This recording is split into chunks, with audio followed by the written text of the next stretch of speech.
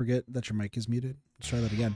Ever eat and then have allergies and then find out that your jaw is like slightly dislocated? It's not a fun time. It's fine though. Yeah, sorry for the delay on this one. I was close my window. Cold enough in here, but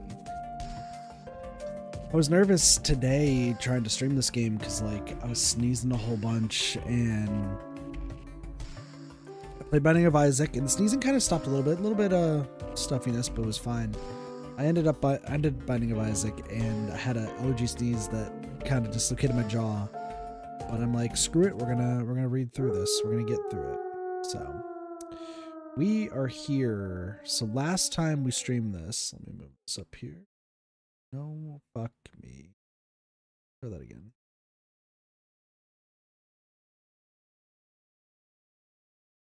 Whatever. So last time we streamed this, we actually finished the second loop, which was Wit. And we got, and things should hit the fan for sure. So now we need to go to Infiltration. Because like we thought we were going to get a happy ending. A lot of people survived. Not everyone, but you know, a lot of people survived.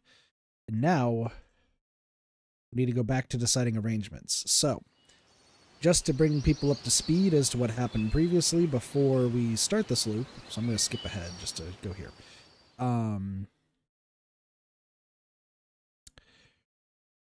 Right now, everyone's alive. Everyone's fine. The game has not, the werewolf game has not started yet. It's just happened. That being said, we have two journalists that we have been trying to protect. One went off the deep end last time. Didn't go too well. And there were werewolves that didn't go too well. But then we have the photographer who died last time because dude had to take a leak. It didn't go well. So instead of having him take the house, this is what Key 16's for, instead of having him take the house to take a leak, we're going to have him take our house and we'll sleep at the shitty house. This was it. If I let Hashimoto-san take the free prefab, his death would be unavoidable. By keeping him alive, I should be able to create a different timeline. Simply surviving was enough. Yeah, by the way, this happened last time. Haraki. Everything was great. He was going to be marrying Rikako. I think that's her name. Gets bad at fucking voices. It's Rikako, right? Yeah. However, Nosato went crazy and killed her in hunger. Yeah, didn't go too well. The meant I had to try all possible options. I had to reveal all the things I was ignorant or afraid of. For all I knew, I might have been overlooking some minor yet important details. But first I wanted to try more impactful changes.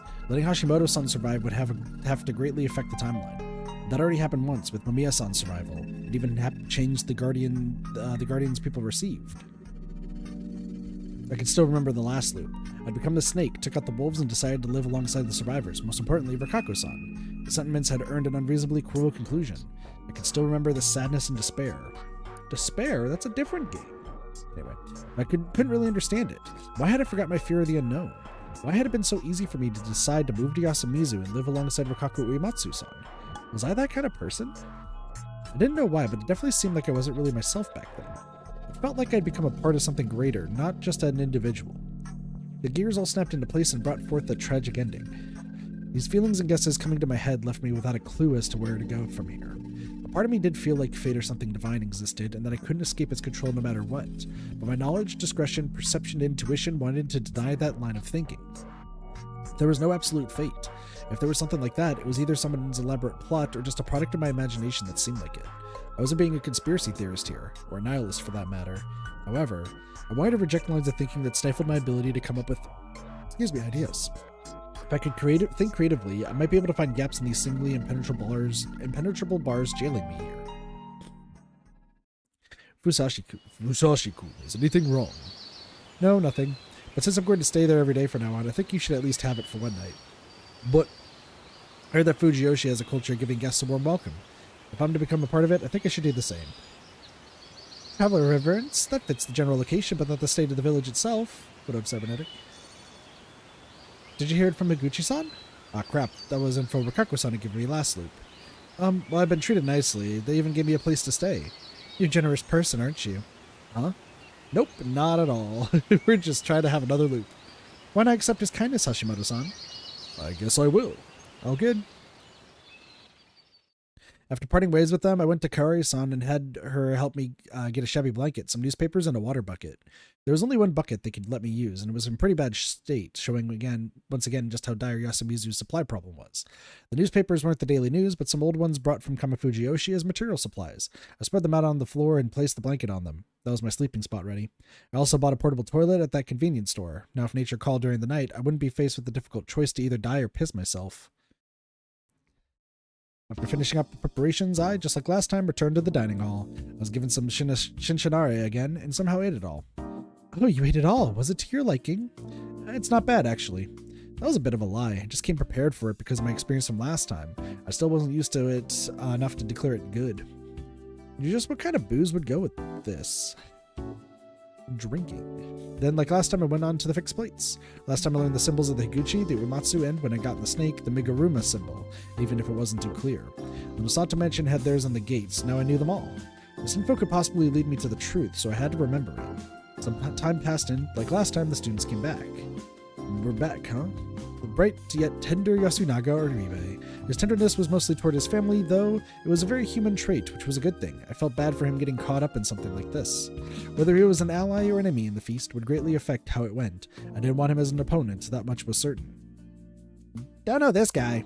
The free-spirited and slightly immoral Chikamochi Kamoshida. He left quite an impression on me in now 2 different timelines. As a wolf, he was a threatening individual who could do some horrible things with a straight face, but what would he be like this time? Haru. So you are the third person. So I talked about this last time because I've been, I've been using this to like remember names and such. And I watched the intro again because the song is a banger. Just saying. But Haru being up here in front of like everyone else tells me that she's probably the third girl that's important to everything going on. So this might be a Haru route. And then there was her, Haru Makishima. Yeah, she died, in the middle of the second loop, and then was the badger in the third loop, so. Last time, she'd been brutally murdered, while the time before that, she sided with the wolves as a badger. She wasn't much of a contributor to the feast. I considered her to be a troublemaker rather than anything else. But I see, so you rose. You've tried again several times, have you not? Yeah, and she also has split personality, which is why I think she's probably like the next one to learn. We get to learn things about. Haru-chan was so lonely at night that she left the school we were staying at all by herself. Then she went through the mountain path and, I don't know, the adults said they found her in front of Yasumizu, and there were rumors she saw something there. I don't know if that's the reason why, but she started acting weird afterwards. People said she was possessed by a wolf. She was the closest person to the mysteries surrounding Yasumizu.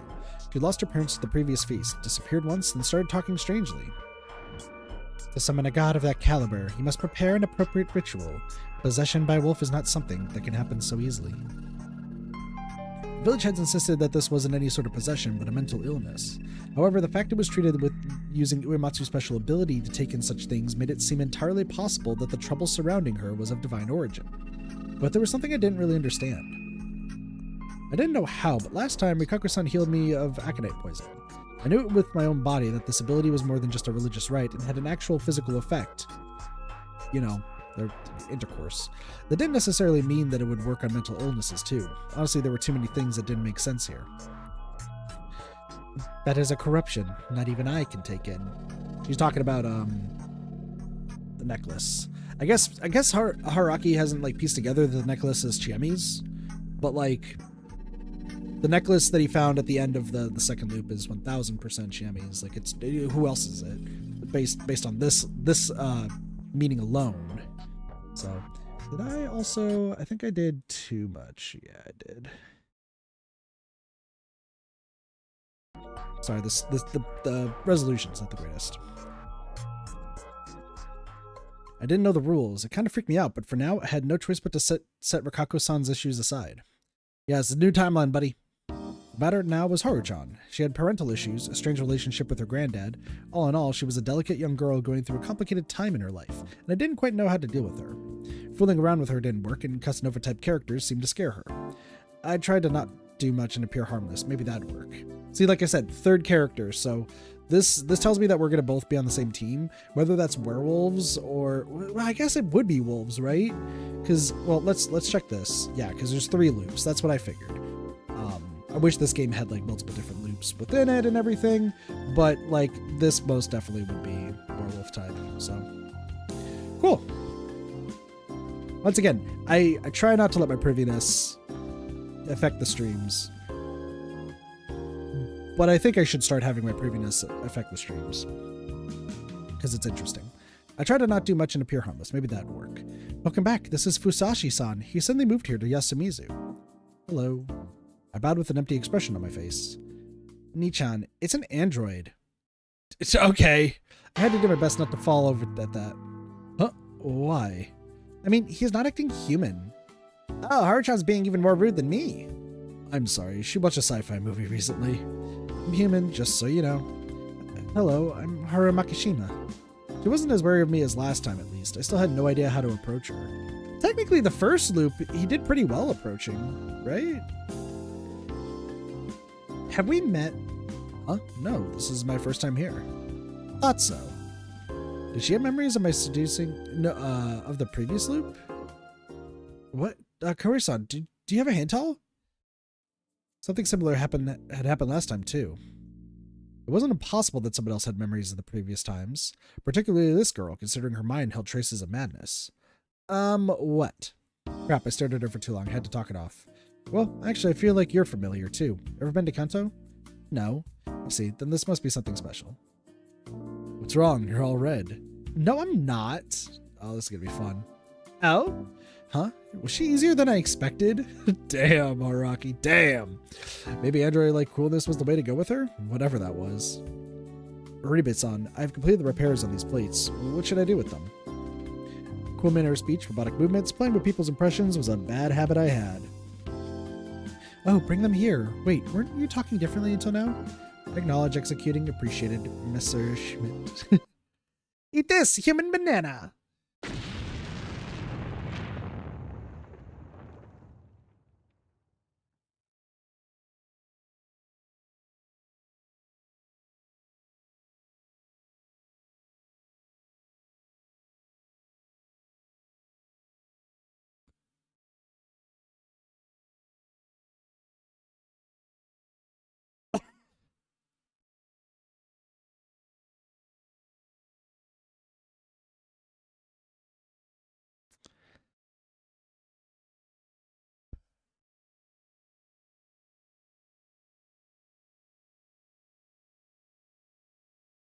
God damn it, Mochi.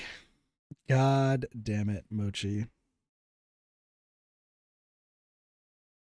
Oh, God. That's Mochi for you. Well, loop over, GG. Dick shown to at least 4 people. Can't come back from this. How's everything sounding, by the way? I had to adjust from the other day and I just wasn't paying attention. I think we're good. I just had to lower it. Mochi closed in on me, shouted some weird skill name, instantly undid my belt and brought my pants down. Yeah, that's an actual reaction. Some undies you got there. Why are you blushing? Hey, Chikamochi-kun, there are things you can and cannot do. Reminders, one of whom Takumi would kill you for showing. True. Hey, when else could I have done that? Well, if you looked at this as a joke, this was definitely well timed. My android-like coolness, whatever that was, instantly became a gag.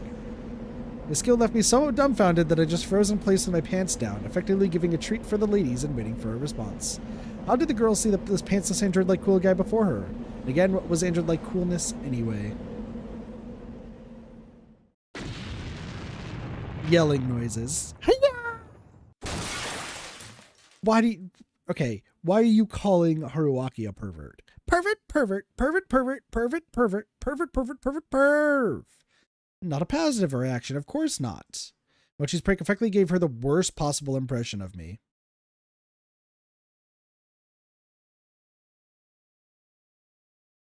Oh my lord.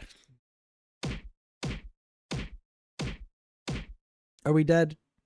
Haruchan had kicked my exposed ass over and over. The 2 boys stopped her, and then she, breathing heavily, fled the dining hall. The guys soon followed after her, leaving just me and Kaori-san. Am I in the wrong here? I'll scold them later. The real question is whether she's yelling ecchi or hentai at him. Oh. She was all red ever since then. It was awkward as hell. I distracted myself by getting back to fixing plates. Eventually, we were joined by the old wolf guy, Mako, and Rikako-san. I wasn't quite done with my job yet, but just like last time, I was given a break, so I went outside. Ate the donut bologna rice snows on the mountain. Oh, Fusashi-san, I see you were hard at work. Getting close to Rikako-san was important for both survival and finding out the truth. I still had some affection for her. Buddy, you have affection for 2 people right now. You might have a third. As well as memories of our time together. However, last time when I felt a similar way about Chiemi, I was hit with a big surprise. It wasn't just Chiemi though. The Feast of the Yomi Purge seemed to bring out a total change in the nature of people. If Rikako-san became a wolf at this time, I wasn't sure if she would instantly kill herself like she claimed she would. In fact, as a wolf, she would know Mako's guardian or lack thereof, leaving the humans at a huge disadvantage. And most of all, if I got too close to her, it would make parting with her a whole lot harder. Even if I lost some of them, I had memories of the previous loops, so this was actually a pretty big deal for me. The emotional strain would gradually pile up, and eventually even a guy as warped as me would snap. Thus, I would only get close to people as friends. That was probably the best way to go about this. I had no idea who'd even be alive once all this was over. It was even possible that there'd be no one left. It's an old song about the teachings of Great Lord Shinai-sama, the incarnation of this mountain, that keeps us alive. Shinai-san's guardians are 1 snake, 2 monkey, 3 crow, 4 spider. She was teaching me the song. I actually knew it by heart at this point, and the memories it was tied to made it hard to listen to, but I acted like it was nothing. 8. Death of the damned Yomibito is the mandate. I took in an easy tone. I looked away and saw Chiemi, snickering as she waited for the right time to pop out, covered in blood. 9. 1 soul per day now to bind. 10. The mists rise away again. Oh, hello. Huh? She knew exactly what she was doing with the sudden appearance. How mischievous. Were you hunting or something? Oh no, but you're close enough. I just helped Kanzo Ji-chan prepare one of the beasts he hunted down. I see, that suits you. Damn! What the hell? That kind of hurts. I mean, he's not wrong.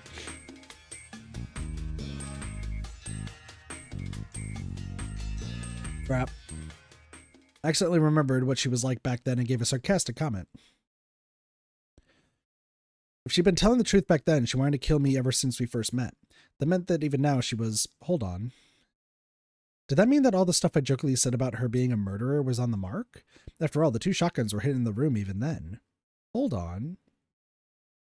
The first time we met, our very first encounter was among the rocks near Saranaga. I picked up her flashlight, then she called out to me. What was she even doing there? It was late at night, yet she'd taken a flashlight and gone down a dangerous cliff to reach a locally taboo area, Saranaga. She also said this. Listen, I just really wanted to kill. Yeah, I even returned back home just because I wanted to kill someone. Those might have been nothing but words to make herself seem like the big bad wolf she was. However, it wasn't unlikely that she'd come down to Saranaga because she was doing something worrying. She'd probably been there on this timeline too. We just hadn't met there. Maybe this time she actually finished whatever she was doing there? Well, no one had gone missing or anything, so it probably wasn't murder at least. It still made me curious.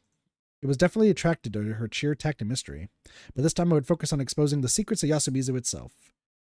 Maybe she was not entirely hinged? Who is hinged in this game? He who wants 2 hares catches neither. I would only consider her to be a potential hazard. Hey, I'm just saying that your wild image suits hunting. You honestly seem like a feline animal, Chiemi-chan. Oh, Chiemi-chan, I like that. Interesting in letting a carnivore have a taste of you. How indecent. Please, call me Rikako. What the hell? You can call me by my first name too. What a mess of an exchange, though it still served to decide what we call each other, so that was fine by me. You flirting now, undie man? Suddenly we were joined by Haruchan holding a stick. Die! Why? It wasn't even his fault! What? Ah! I was actually getting chased by a girl because of lewd stuff. What was this, a 20th century manga? Undie man. Undie man. Undie man! Let's go, Mako! Mako's like one of my favorites. We protect her, but she's also like, no idea. I was worried that nickname would spread, and I really hoped it didn't. It's better than Piss Man. I couldn't have predicted that I'd run out of time just calming Haruchan down and preventing the nickname from taking root in their minds. The Mist. No way. No, not the Mist! Wow, she's really panicking. Was she afraid of the Mist because of whatever happened 8 years ago? Haru-chan, calm down. Shimi-chan, where should she go? In the spur of the moment, I went and called her by her first name, which I was pretty sure she didn't like, but no one could care right now. I'll take her to the dorm. Where will you go? Oh, right, I ended up staying in the prefab. Huh? Why there? What about the hut? I've been staying there every day. I'll be staying there every day starting tomorrow, so I thought I had to let the visitor have a better place than this. Hararaki-sama, how considerate. Stop wasting time. Hurry up, Rikaku-san. You take Mako-chan. Very well, Mako. It is time to cleanse, shelter, and dream. Okay. You keep saying ba, so you're sheep-related somehow. Hararaki-san, I'll show you a shortcut, so let's go together. Haru-chan, can you walk? Mist. No, breath. Breath's chasing. Sound of claws. I looked at Chimmy. She nodded, and I picked Haru-chan up. No. So mother, maybe? She was pale, her expression was empty, and her body was shaking, locked in a fetal position. Just what had she seen in the mist? What had she gone through? What?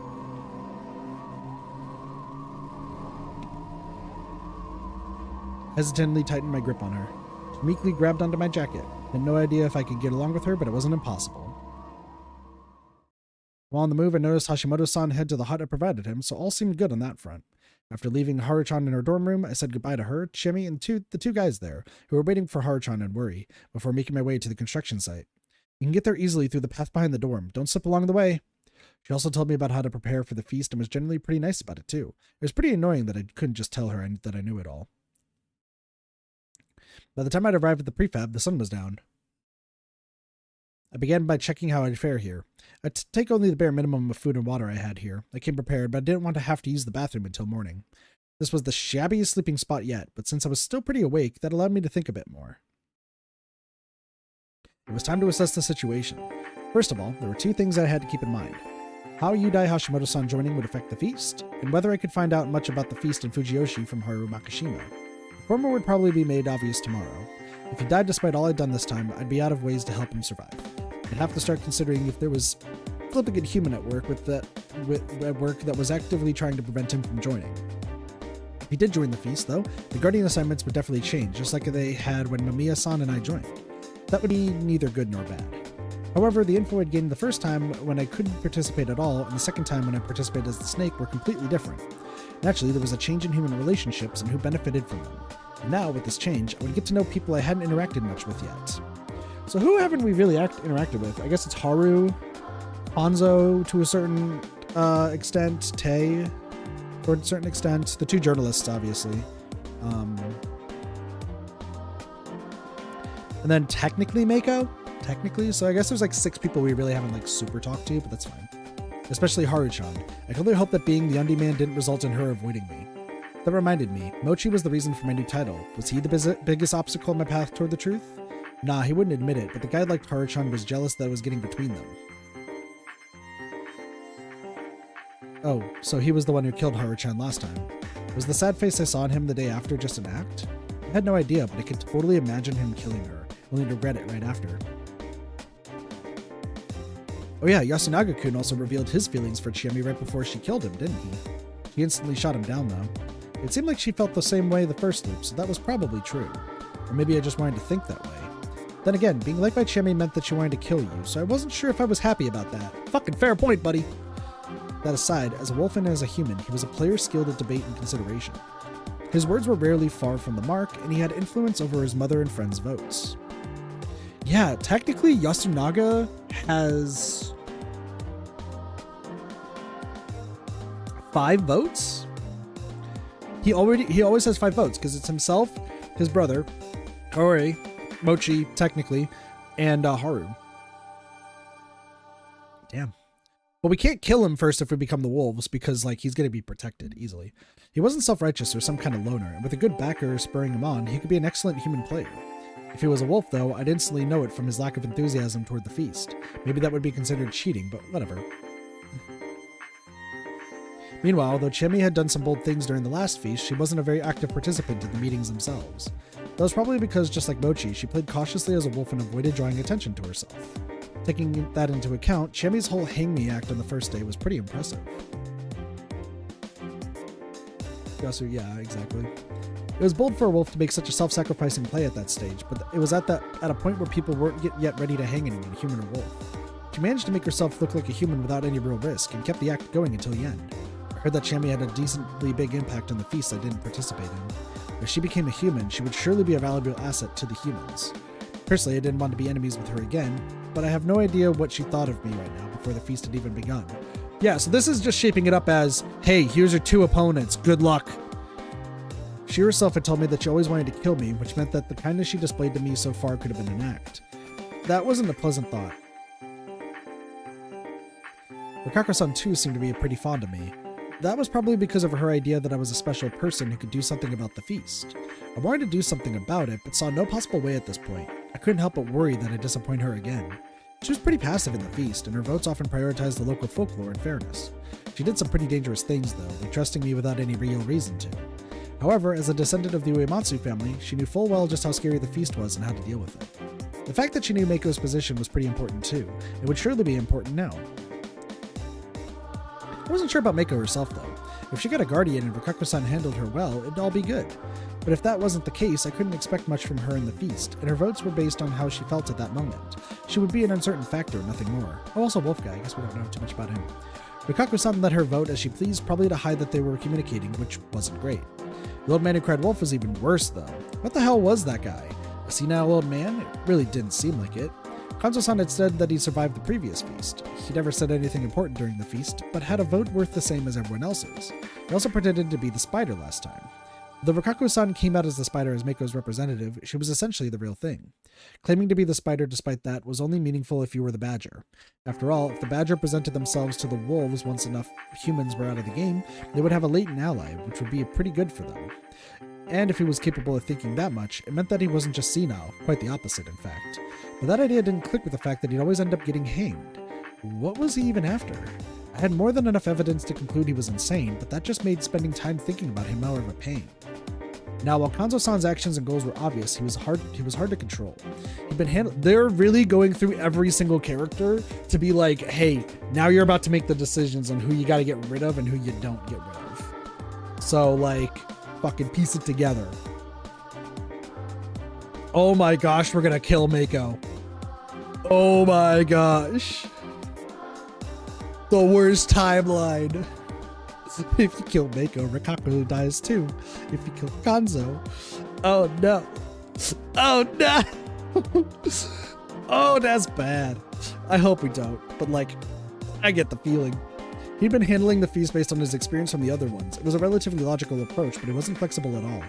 He was extremely overbearing when it came to the flow of the conversation and didn't mind making unnecessary sacrifices, which eventually led to a lack of stability. He also had a weak point in Haruchan. When it concerned her, he could become dangerous and violent. The other elder, Tei Yamawaki-san, was simply a hyper-traditionalist who resented the younger folk. In certain situations, it was easy to get her to vote right. And in others, she was nothing but a hindrance. She was also Takumi-san's, a key person's, weak point, and handling that whole matter was difficult. Tei-san's opposite was Yoshitsugu Oribe.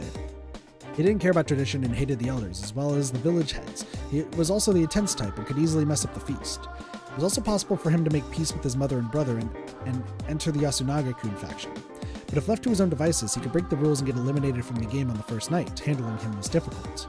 His mother, Kaori-san, was generally a passive player who followed Yasunaga-kun, but she had a tendency to do unexpected things. When Yoshitsugu-kun had died, she tried to poison everyone's food, and she also tried to bend the feast rules and leave a dying message. She was the sole source of decent food here, and honestly, I wanted her and her sons to survive until the end. Then there was the man who understood and loved her, Takumi-san. He was important as a facilitator and mediator, keeping Yasumizu unified despite the tribulations of the feast. He had a lot of weaknesses, though, such as his antagonism towards outsiders and the village heads, as well as his tendency to do unnecessary stuff on his own. However, all of it was outweighed by his popularity, charisma, and sheer strength, which were useful every now and then. Overall, he was someone I wanted to depend on. He really had to form a trusting relationship with his brain, though. Now, Kiyonosuke no Satoshi was pretty hard to evaluate. He often said things that didn't have to be said, couldn't read the mood, and tended to create conflicts between himself and Yasumizu's people, but despite expectations, he ended up surviving. He actually wasn't wrong most of the time, but his presentation alone often ruined it completely. He was one of the few village heads in the group, so I could at least count on him to prevent any unfair votes towards Rikako-san, but besides that, I just remembered that he was a doctor. Couldn't he examine the dead bodies? Why did I have to do it when we had him around? He hadn't insisted on examining a single corpse so far. Was it because he was afraid of dead bodies or something? What the hell? That kind of joke wasn't funny in a situation like this. Besides them, there were the Giornos. Mamiya-san had been pretty much manipulated by Chiemi, so reading her was hard. If she could keep her cool, she could probably make some decent contributions to the feast. Also, I felt that her knowledge of folklore and occult stuff would be necessary for my current main goal, finding out the truth. Also for Hashimoto-san, he hadn't survived this night even once thus far, so I couldn't say anything about him. However, though the first impressions had made him seem like nothing but some fat guy, he did show an impressive capacity for logic and reason. If both Mamiya-san and Hashimoto-san survived, I imagined they would perform really well in the feast. Of course, it was hard for them to pass the barrier all outsiders faced here. Then there was myself. I was the most suspicious here and the one most likely to get hanged. Last time I'd been able to survive because it was the snake and leveraged my role well. It helped me get Takumi-san and Rikako-san over to my side, as bad as that sounded. However, there was no guarantee that it would happen again. It was best to assume it wouldn't. In that situation, I'd have focused on helping my side emerge victorious with myself still alive, rather than just helping my side emerge victorious. You know what? So if we are the wolves this time, I'm pretty much breaking on that because the tile's name is Darkness and they're going through every single character. I would say that we'd have to kill one of the journalists first because that would indicate to everyone else that it's somebody who dislikes the outsiders. So we'd probably have to kill the journalists first to indicate that. Then we would have to Yoshitsugu would probably try to bolt out. So he would die. Kaori would go crazy. So we don't have to worry about Yasunaga. So we'd either have to kill Kanzo or Meiko. If we kill Kanzo, then Yasunaga is the only one who can hold everything together, and he has the most votes.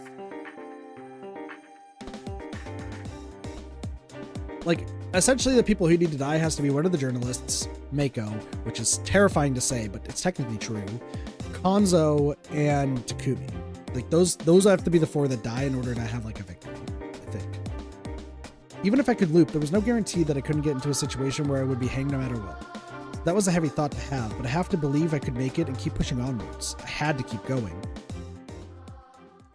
Suddenly, I felt drowsiness come over me, and I'd been so busy during the day that I ended up more tired than I thought. It was time to cleanse myself. I took off my clothes, wiped my body, switched into my spare underwear, and that was that. Then I locked the shabby-looking lock and returned to my bed, if you can call it that. What would I do if my door was suddenly knocked down and some scary werewolf monster came in?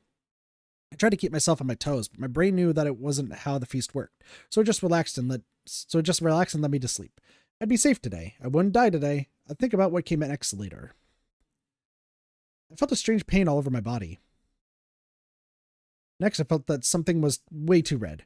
I could see the light of the outside through my eyes. I thought that meant it was dawn, but that wasn't the case. The morning sun had a bitter orange color, but this red right here was darker and colder. I also felt like my eyes weren't even closed. Why was I unconscious with my eyes open? Not only did my body hurt, but it was cold as well. Too cold. I was sleeping on the ground. My hair was on some gravel, while my hands felt grass and mist. It was cold. My senses awakened. No, it was more like something that had been cut off and suddenly returned. It wasn't quite the same as a typical morning, and the bizarre sensation took me a moment to adjust to. I was outside. The moment I realized that, all blood left my face. I tried to jump up, but then I realized my body was sluggish, and that my body temperature was extremely low. Had I been out in this cold mist for that long? My mind was in better condition than my body, at least. Why was I outside anyway? Had I broken some taboo I didn't know about? Did the prefab count as outside? Would I be taken outside and killed because of it? Maybe there wasn't even need for a reason like that. It could have been that I've been used as an example. If Yudai Hashimoto-san did the feast prep this time, no one would die tonight, but perhaps that was a bad thing for Great Lord Shinai. The existence of the penalty, the corruption, was best made through example. A simple mess of a corpse was enough to prevent people from trying to escape or walking out at night. However, if no one broke that rule, no example could be made. But it was actually entirely possible to make an example without anyone breaking any laws. If there was a corpse tomorrow, everyone would just assume that the victim had broken a law. No one would question the Punisher's decision. Well, we hadn't had any unexplainable victims of the corruption thus far. That was my assumption, anyway. Rikako-san going nuts made absolutely no sense, but it wasn't even clear if that was the corruption, so I would just leave it at that. Yeah, still don't know too much about that, but whatever. Besides that, all instances of the corruption so far seem to have been completely plausible causes behind them, so I assumed that the Punisher was fair. But could I trust the benevolence now in this situation? I was an outsider who was barely known here, and that kind of made me the best person to make an example out of. Had I been too optimistic to assume I wouldn't die today? My throat was dry, which made me feel even colder. Dude, the fucking dry throat is the worst. Being honest, my irritation and panic broke my tolerable limits, and I finally regained my senses and control over my body. There was red light all around me. Its source was distant, but it lit up the entire mist, giving it a bewitching, unsettling shine. It made me both uneasy and scared. It reminded me of the first mist I'd ever seen, even though it was late at night right now. However, unlike the first time, I didn't feel any beasts nearby. I strained my eyes to look into the mist, and realized that I had someone at my side. Or rather, I realized that there was a humanoid silhouette within the red light. It was a girl. Haru Makishima. Who saw that coming? Haru-chan? As I tried to stand up, I staggered pathetically and collapsed again. I could barely even speak. She noticed me, slowly turned her face toward me, and looked down at me with eyes showing no hint of emotion, thought, or life. She was even smiling a bit. Musashi-san. I heard my name. It surprised me, but I somehow turned to the other side and saw Norio Ribe-san. Oh my gosh, we're wolves with her too? Oh my gosh.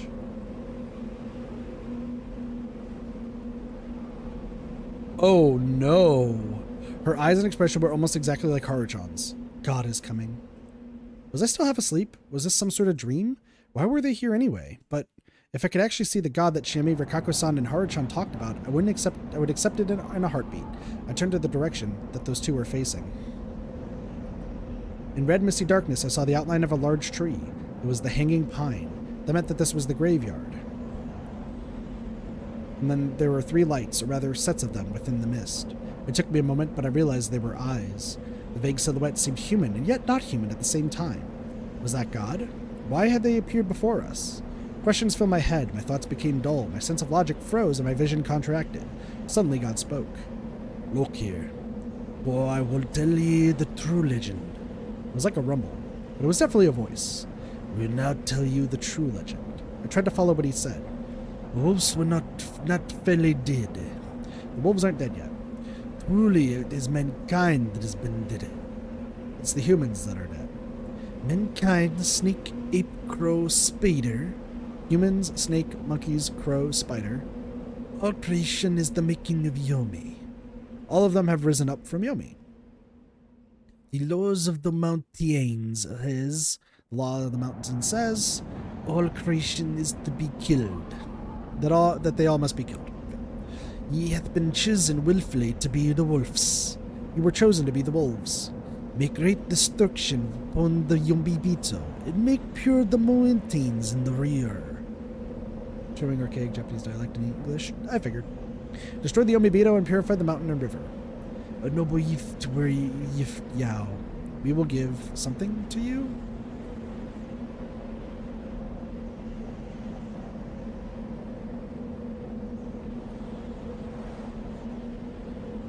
Ye shall learn this and cleanse yourself. You must wear it and cleanse yourselves. Do this, and this wicked mist shall ye lift no harm.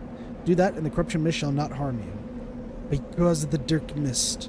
But since the mist is so dense, we shall earn you the brook. We will also send you the badger.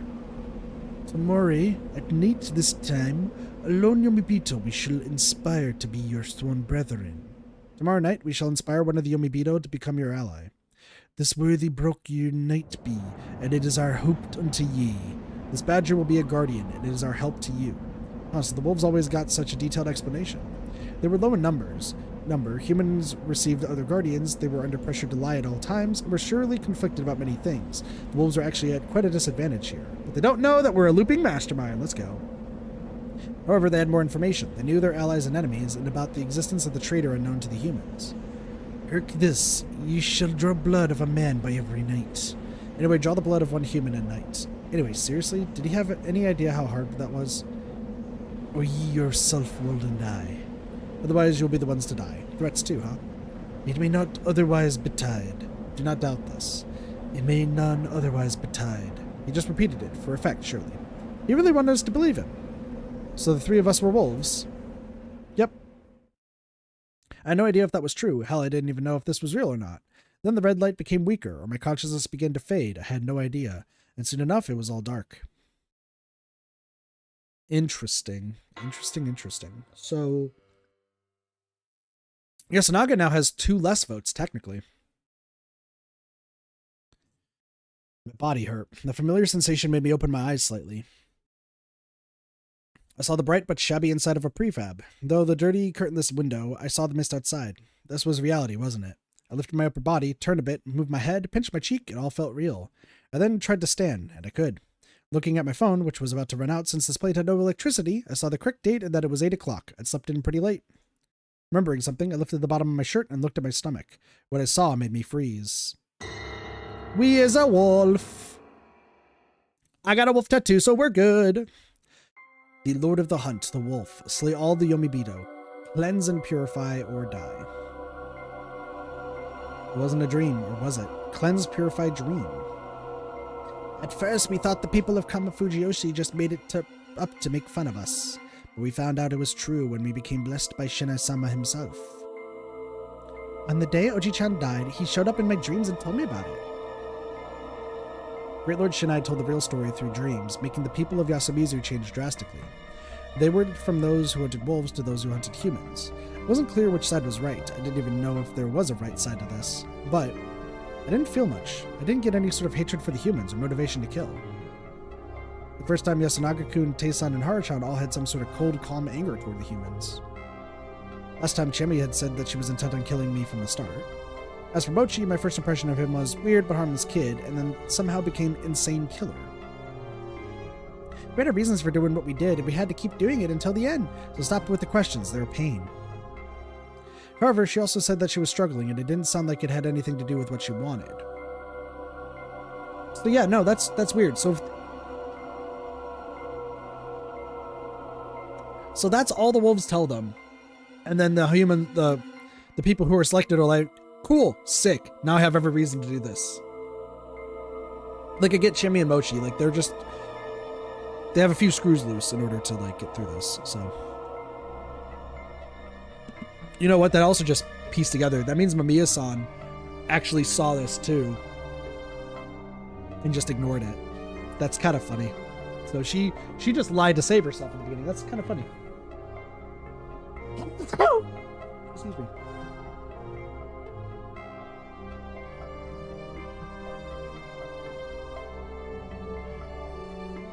God, my jaw feels like it's dislocating again.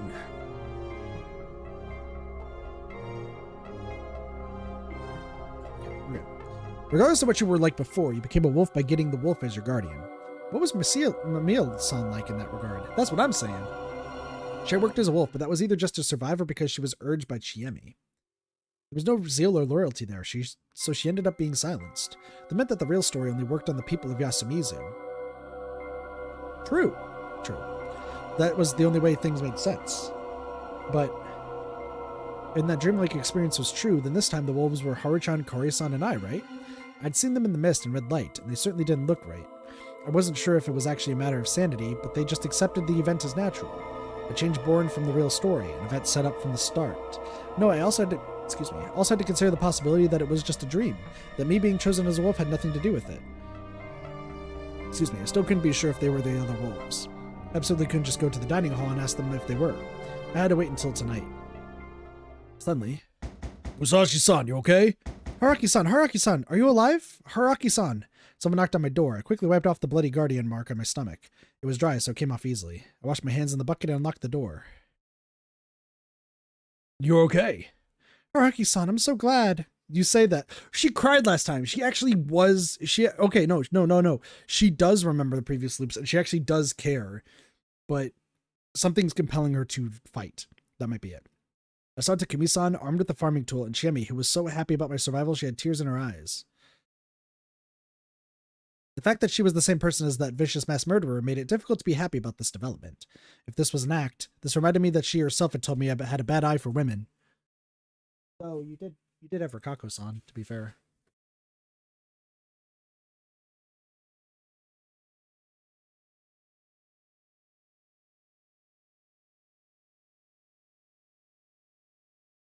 There's no reason for Chiemi. No, because I think she does remember the loops. I think she does actually, like, unconsciously remember the loops, is my opinion. My guess, rather.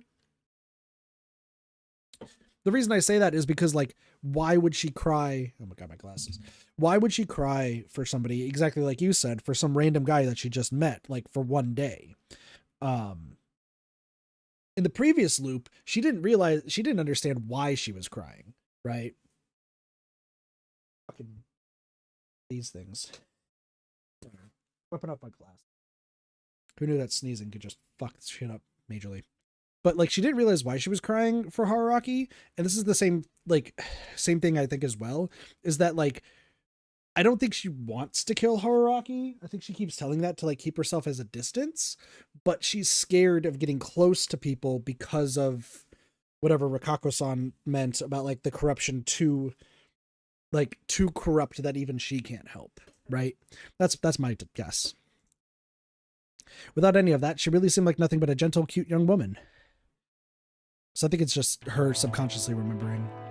Subconscious, that's it, what it is. Carefully walk through the mist. The mist actually came. I heard it's a bad sign. Is it? How much have you heard exactly? That someone always dies when it comes? Who the hell told that to a damn newcomer? That aside, did someone die? No. No one's dead yet. Good. Is everyone gathered already? Yeah, in the dining hall. Sorry, we came to pick you up pretty late.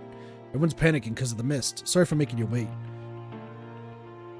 Of course they come for me last. I was at the bottom of the totem pole here. And despite that, I was a wolf. Crap. How was I supposed to survive Kazuo-san's "Can you just die" today? Hold on, what was I thinking? Was I actually going to fulfill my role as a wolf?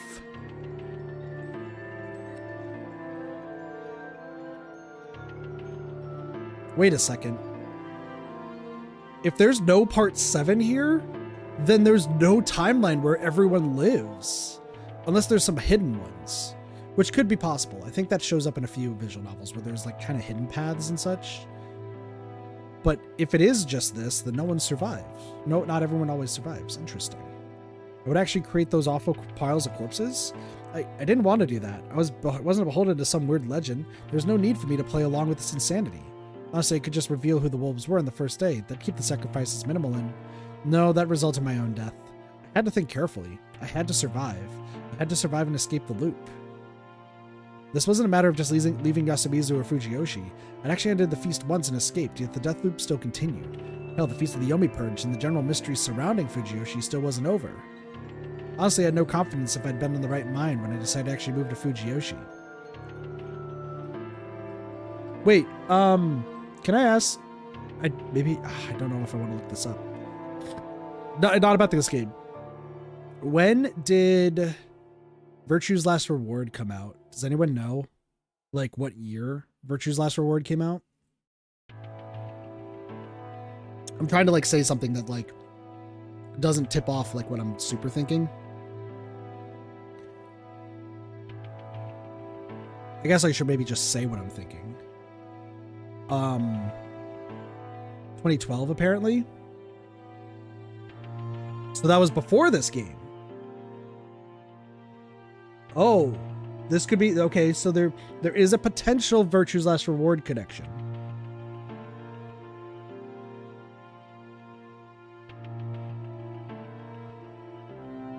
So, I'm not going to spoil other games. If you've watched Virtue's Last Reward,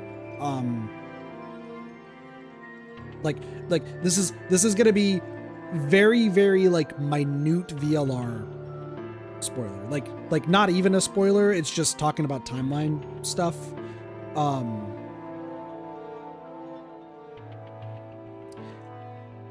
There might be something before Zero introduction.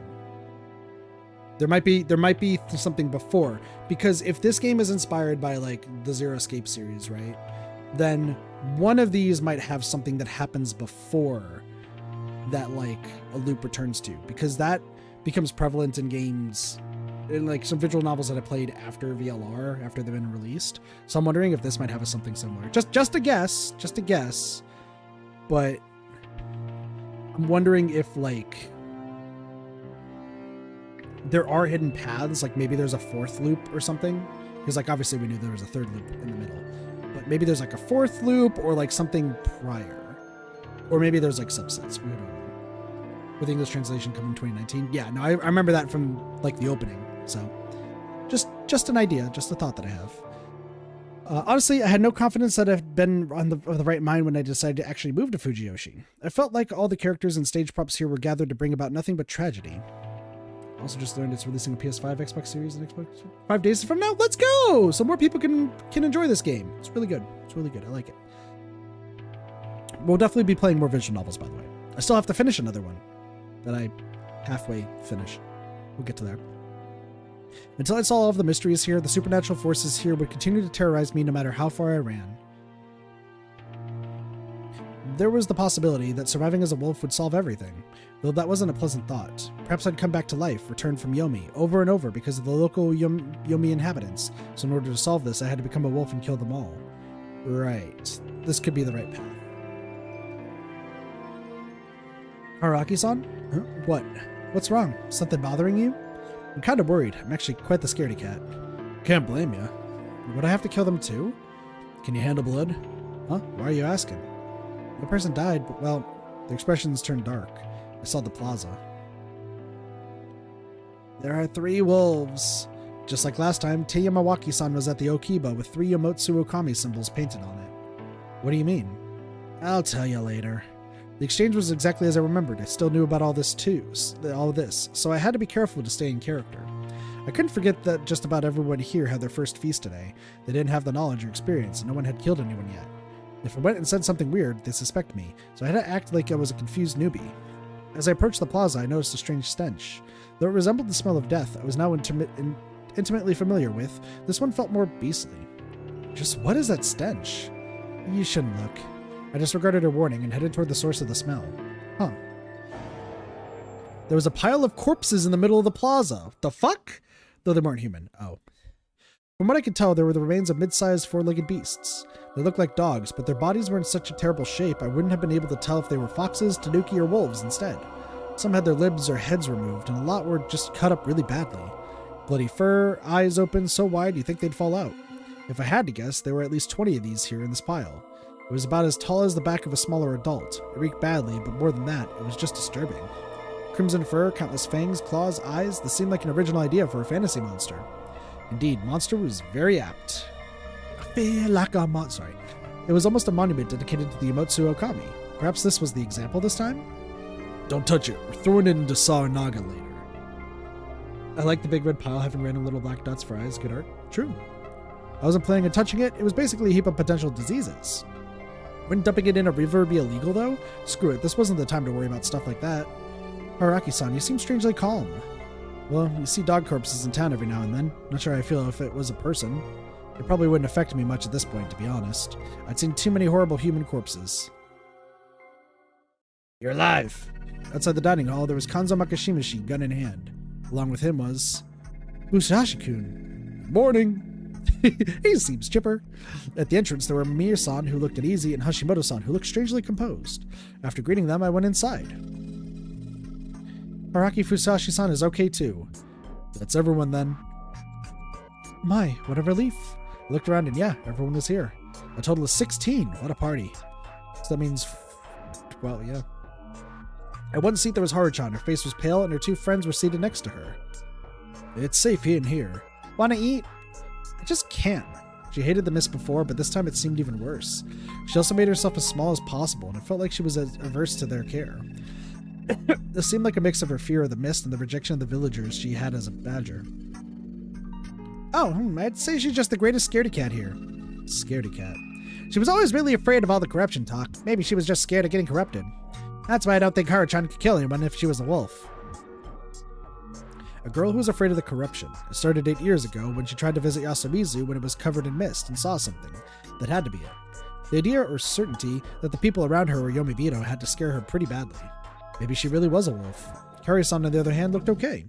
That thought came too soon. A moment later, I heard a crash from behind the counter. I'm so sorry. I'll clean it up. Oh, let me handle it. Hey, I'm supposed to be working here. Sorry for not helping. Without waiting for a response, I hurried behind the counter. There was broken porcelain on the floor, along with some rice and soup. The same food as the last loop, basically. I already knew what was where in the kitchen, so I wetted a cloth, wrung it out, and started wiping it up. Then I spread out a newspaper and collected the porcelain. Suddenly, I felt something touch my upper arm. I turned around. I saw Kari-san, crouching and staring at the floor with a pale expression. She was shaking. I could tell from her touch. There were tears in her eyes, and her half-open mouth made her look like she was about to sob. Her whole body was basically saying that she couldn't bear this. Uh-oh. Kuri-san isn't feeling too good. Yasunaga-kun, Yoshitsugu-kun, can you come over? Huh? Mom, are you okay? Don't force yourself, hag. Another new voice for him. I can't keep a voice for jock characters. As they helped her get up the stairs, Kuri-san looked at me with eyes that seemed both pleading and scornful. It felt like she was asking if she really had to kill these wonderful children with her own hands. This mission was too much for her to bear, and from what I could tell, she wanted to share the burden with me to make it easier for herself. It was safe to assume that the dreamlike experience had indeed shown me the other wolves. Calm down, though it seemed pretty conclusive to me. This was just day one. Wesley's genuine concern with this task is so funny. True. He's also like a kid. Like, that's the other funny thing is, like, he's really a kid. We had the mist, the wolf symbols, and the pile of dog corpses, so it wasn't weird for a sensitive woman to become a bit sick. Even Chimi and Hisako-san didn't look so good. The only ones who were clearly okay were Rikako-san, who looked like a no mask most of the time, and Meiko, who probably had her eyes hidden. So long as they didn't act any more suspicious, it was all good. I'll serve the food. Chikamochi-kun, could you give me a bowl from that shelf? Oh, you already know where everything is? You can call me Mochi, though. I might have been the one in trouble here. I told him to call me Hasan and decided that I had to act more ignorant of things. That's the other thing. Why did he call... Sorry, I'm trying to remember. Because before he calls him Hasan in Wit, he calls him Pissman. But Pissman didn't happen in the second loop ever, right? I don't think it did. Because there's very clearly a point, I think I remember saying this last stream, where or like 2 streams ago rather, where Mochi calls Haraki Pissman before Hasan, but there's no reason to call him Pissman because he didn't know, like, the first loop didn't happen. Weird. After we ate, I pretended to be busy in the kitchen. Shimi and Rikako-san looked like they wanted to talk, but I avoided them because I felt like I might accidentally spill the beans to them. Of course, we had to wait until Takumi-san and the Aribe brothers cleaned up the plaza, and I had tons of things to wash. Last time the feast began at about 9, but now that Kaori-san had gone to bed for a second time, it'd have to happen later. It didn't show any signs of starting even at noon, so we had lunch. Gotta use the shishi. I'll cut it up. You could boil rice in a kettle? Screw it, I'll do it. I got some unexpected help, so I ended up having only to cut the veggies and add spice. We ended up with lots of decent rice and pork boar soup. I hadn't expected Yoshitsugu-kun to know how to boil rice. He probably helped out at Kaori-san a lot. Haru-chan, how you feel like eating? Yeah, don't call me by name. Apologies, milady. Stop it, Uni man. I hadn't accepted that name, but trying to resist it would have probably made her antagonistic toward me, so I just laughed it off. I'm sorry for making you worry. What a nice smell. Who made it? Haraki-san, Yoshitsugu-kun and I helped out. Oh my, thank you, Yoshitsugu. I just boiled some rice. Do you think you can eat? Yes, I'll have some. Everyone noticed that her face was as pale as before, but no one pointed it out. Kanzo-san was beginning to become irate, and it was clear we had to begin the feast soon. We're doing it after eating? Everyone, even Kaori-san, understood what was going to happen. No, 2 people didn't. Well, I understand that the road is blocked, but can't we get out by crossing the stream below? It's dangerous. I understand how you feel, but it might be best to just wait for help. Serizawa-san just said that no one would come. What's going on here? No need to rush it, ma'am. You will explain it to us, yes? Yes, I'll tell you about the feast later. Do it now. I don't want to participate in something I know nothing about. Kyu-chan, no need for that. Hearing them talk made me nervous, but at least they kept everyone on their toes. Or was that a bad thing for us wolves? The only thing the humans could do against the wolves was lynch, so we had to keep their motivation to do that to a minimum. At the very least, that was relatively easy today, where no one had died so far. Kanzo Makashimashi would definitely insist we hang someone, and I had to somehow shoot him down. Of course, I had to avoid standing out in a way that would affect my chances further down the line. It's time. Go to the hall. We all lined up, and the elders went in first. They joined their hands and hid their faces. It was a unique sight, and once again I copied them. Like last time, I ended up at the lower end of the group, but the complete outsiders were even below me. Is this really okay with you? It'd be in the way if I wasn't at one end of the group, right? I couldn't give any strong agreement, so I just gave him a light in response. Man, it sucks that the one time that Yudai is with us, he's a human against a wolf. Fuck. Whatever. Tei-san declared the start of the feast, and Rikako-san handed out some divine sake. Aren't you driving? Won't be for a while. Hashimoto-san drank 3 full cups without anyone urging him to, and Mamiya-san gripped that he was drinking too much. He also had 3 more helpings of lunch. It was appropriate for someone his size, so I hadn't even commented on it. With him being the first to drink, the rest of us were a bit taken aback. Then Tei-san explained the legend of the feast. And we already know it. Sounds like a crime to me. Just like last time, after asking that, this and that, Mamiya-san eventually took that strong stance on the whole thing. But if we don't do it, we will die ourselves. But let's listen until the end. Then we'll have time for questions and we can share our thoughts. Fucking love Yudai. Let's go. Okay. Mamiya-san still had a stern expression, but her cool temperament made her seem like a completely different person from the last time. After that, Yasunaga-kun pointed out things Tei-san missed, like the amount of people the wolves could kill, the extra info on the spider, and whether any of us were in a feast before. Then, what new happened? How do you know if you have a guardian? Hashimoto-san, who wasn't here last time, quickly pointed out more info that was missing. Hanzo-san then explained that they appeared on the stomach. I see. So that's why cleaning your body is one of the rules. God doesn't want to touch squiddy skin. Talk more than expected. Oh, my apologies. I'm only quiet when I work. It makes it easier, so I restrain myself. He smiled, astonishing everyone yet again. At this point, all the rules except for the badger had been revealed. Well, we kind of went off track, but what do we do now? We got some dead dogs, but it's not like a person died, right? What if it's just someone like Kabe Fujiyoshi trying to intimidate us? Achan said that it happens often. That was news to me. Well, my Oba-san said that the people from there used to release shishi blood into the field water. I do not believe they still do that. From what I can tell, most of the people there just downright ignore Yasumizu. There's barely anything connecting the two places anyway. Some from the hunting industry have ties to Kanzo Makishimishi, but they seem to respect you. Not sure I trust that. Well, Kanzo Ji-chan is the only one who can hunt at the base of Shinasan. That was some interesting info. Anyway, good point. The only ones still trying to do something bad to Yasumizu are school children and the village heads. Again with the unfair mudslinging. The village heads are far too busy for that. Unfair? Their whole mountain festival seems like one big Yasumizu bullying event. I think we can even take them to court and win over it. By the way, Chikamochi. What? You're not the one doing this, are you? That's possible. You was? But too bad. I'm flattered that you thought of me, but I didn't do it. Have you ever seen that pile of dead dogs? How could I even do that? Good point. What's with all this new info, randomly? When I was still in Osato, I had them buy me a lot of guinea pigs for my birthday, and I played around by drowning them in a pond. Oh, okay, so you're psychopathic. I mean, we're not surprised, but like, with Jesus. Huh, what? Sorry, that's just how he is. It's not really a good thing, gonna be honest. I'm pretty sure, like, some people are probably not so happy of the guy who dresses as a girl who's psychopathic and weird and everything. I think Mochi's cool. Interesting character. But I get the feeling that some people might not age well for some. You suck. Yeah, I'm not doing it anymore. If you're gonna kill something, make it mice or cockroaches. Yeah, I'll kill tons of mice. I could tell that the weirdos here were making Mamiya-san uncomfortable, but Hashimoto-san was unfazed as always. I had a feeling that the new info I was hearing here came from the fact that no one had died, so tension levels were low. Anyway, what do we do about the feast? Can I suggest something? He made the first move?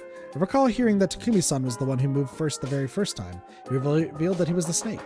Last time, one of the monkeys, Kanzo-san, suggested that I die. The flow of events had changed, so maybe he didn't have the guardian this time? Perhaps it wasn't a good idea to decide who had and didn't have guardians based on that alone, deciding Hashimoto-san to change the course of the discussion completely. And this time, Chemi was the girl that criticized Fujiyoshi with her city dweller mentality, basically bringing her back around to how she was in the first loop. Last time, besides the strong words on day one, she stayed passive, only hesitantly making moral objections. By becoming a wolf, she greatly changed her approach to the feast. Now, there was Kiyono Tsukishi. I'd expect him to suggest we use a popular vote, but I believe we should become our courageous representative. He should become our courageous representative. He said that, while pointing at me. Okay, so literally every trial is us avoiding getting hung. Oh god. Are you telling me to die? I don't want to use such strong language, but I heard that's what you came here for. It's hard to choose the first one, but when the first hanging does happen, the crow can reveal themselves. I didn't expect that idea to come from him. That was basically the same approach as Kanzo-san's. Hadn't he voted for me the first day too? Crap. I'm sorry, but do you have any idea what you're saying? Yeah, how could you tell someone to die for no reason? It said on TV that the first one to talk is the shadiest one. If he was by himself, his suggestion would have no effect. However, I'm with the scrawny Osato. His agreement was bad news for me. What are you talking about? A human could die for Yasumizu's sake. I can do that too, but I need to watch the feast a bit longer. Why the hell would we need that? I survived 2 feasts. Oh! He was telling us now? I thought it was only 1. Interesting. I know what we gotta do. We gotta hang, and if humans are afraid of hanging, humans will lose. Rimatsu, pour him some more. Crap. Things were moving on just like last time. I played it off with some vague words back then, but would it work now? Let's calm down. It's extremely dangerous to decide who dies based on only one side of the table. I understand some of what Kanzo-san is saying, but we can just as easily say that he's a wolf. Wolves can use logic too. Just because something makes sense doesn't mean we shouldn't accept it without question. Yasunaga, what is right in this situation? Why must we hang anyone? According to Teba, we're not allowed to kill anyone outside the feast. Breaking this law means death. There are 16 of us here. 13 are humans. 3 are wolves. If we do the feast and randomly kill one every day, we can get rid of the wolves eventually, but if we don't, our chances are 0. If we skip out on the killings during the feast, the wolves would just kill one each night, and we would quickly die. However, not even I'm sure. If there are wolves here, I really don't know if they would kill people. This is just simple myths, and the rest is just some sick joke. The wolf is really coming! Everyone was surprised that he suddenly began to speak. I was pretty used to it by now, though. Listen, wolves aren't as simple as they seem. Yomi's the mountain. He spread the corrupt cause the mountain says so. Yomi is the mountain? What nonsense is that? Shine-sama is on the human side. A mountain doesn't take side. He's talking so much more. Let's go. Mountain's whimsical and cruel. If it's hungry, it'll eat the people it raised. We got a feast! Not much he said came as a surprise to me, but I sure didn't expect to hear it from him. I wasn't the only one. The weird way he presented it made most people here uneasy, maybe even scared. Old fart's been in feast before. He might be senile, but he remembers it. The wolves gotta hang. Excuse me. Everyone looked at me with sharp eyes.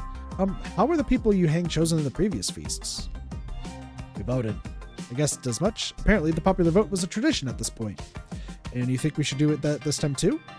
Meh. What about everyone else? The question caused some whispers among the people. Can we really decide like that?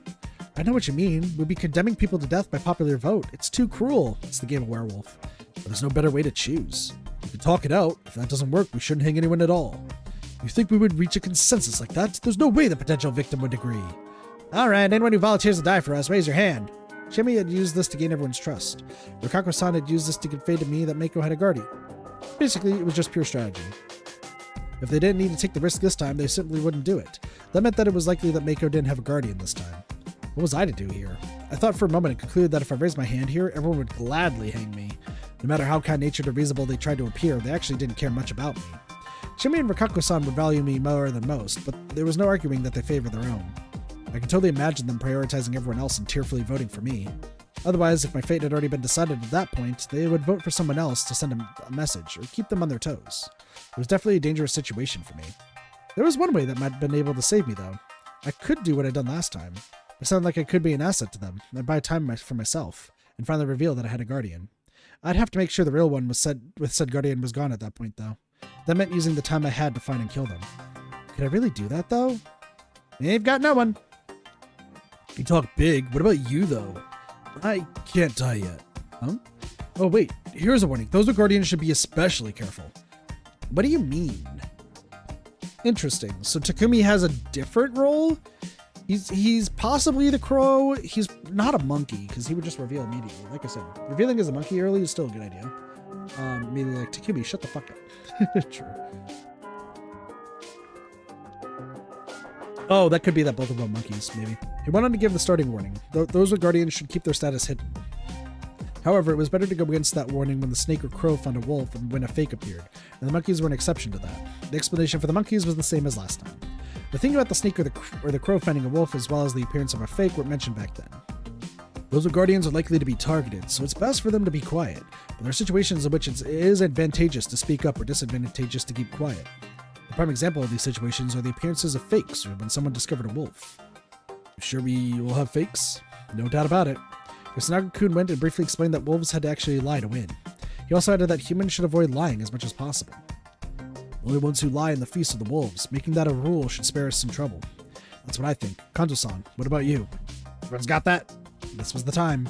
Kanzo-san and Yasunaga-kun spent a lot of the beginning last time fighting over the lead despite both being monkeys. With Haruchan and Taesan's deaths, the one in charge ended up being Takumi-san. If a calm and collected Takumi-san ended up assisting Yasunaga-kun like last time, the wolves would be at a huge disadvantage. Now, if Kanzo-san ended up in charge and controlled the feast with an iron fist, the order would collapse, perhaps to our advantage. However, that increased my chances of getting killed. I had to find a balance. Yes. I nonchalantly yet unhesitatingly raised an arm. A few others followed my lead. Shimi, Rikako-san, Kori-san, Yoshitsugu-kun, Kinosuke-shi, Takumi-san, Mamiya-san, Hashimoto-san, Mochi. Fine with that. He backed down? Yasunaga-kun and everyone who raised their hands amounted to 12, a clear majority. His polite, calm explanation bore fruit. But was Kanzo-san the type to back down in a situation like this? So he might have a guardian. But we hang in wolves by vote. Ah, so we had conditions for his agreement. Fine by me. Talking ain't getting us anywhere. Hell, all that talking would just get us to the same result of the vote, wouldn't it? Well, you have a point. Takumi, what do you think? All right? This has got to be a joke. The bartering with Yasunaga-kun had made Takumi-san agree to something he'd been completely disapproving of. Shimi had realized that she had to accept it, so she'd given up on arguing and only complained. Okay, so the way that this is going to work is that we're going to be using our looping knowledge to figure out who the snake is. When we do that, we have to kill the snake and then claim that we are the snake. And then we have to figure out who the crow is and then kill the crow right after.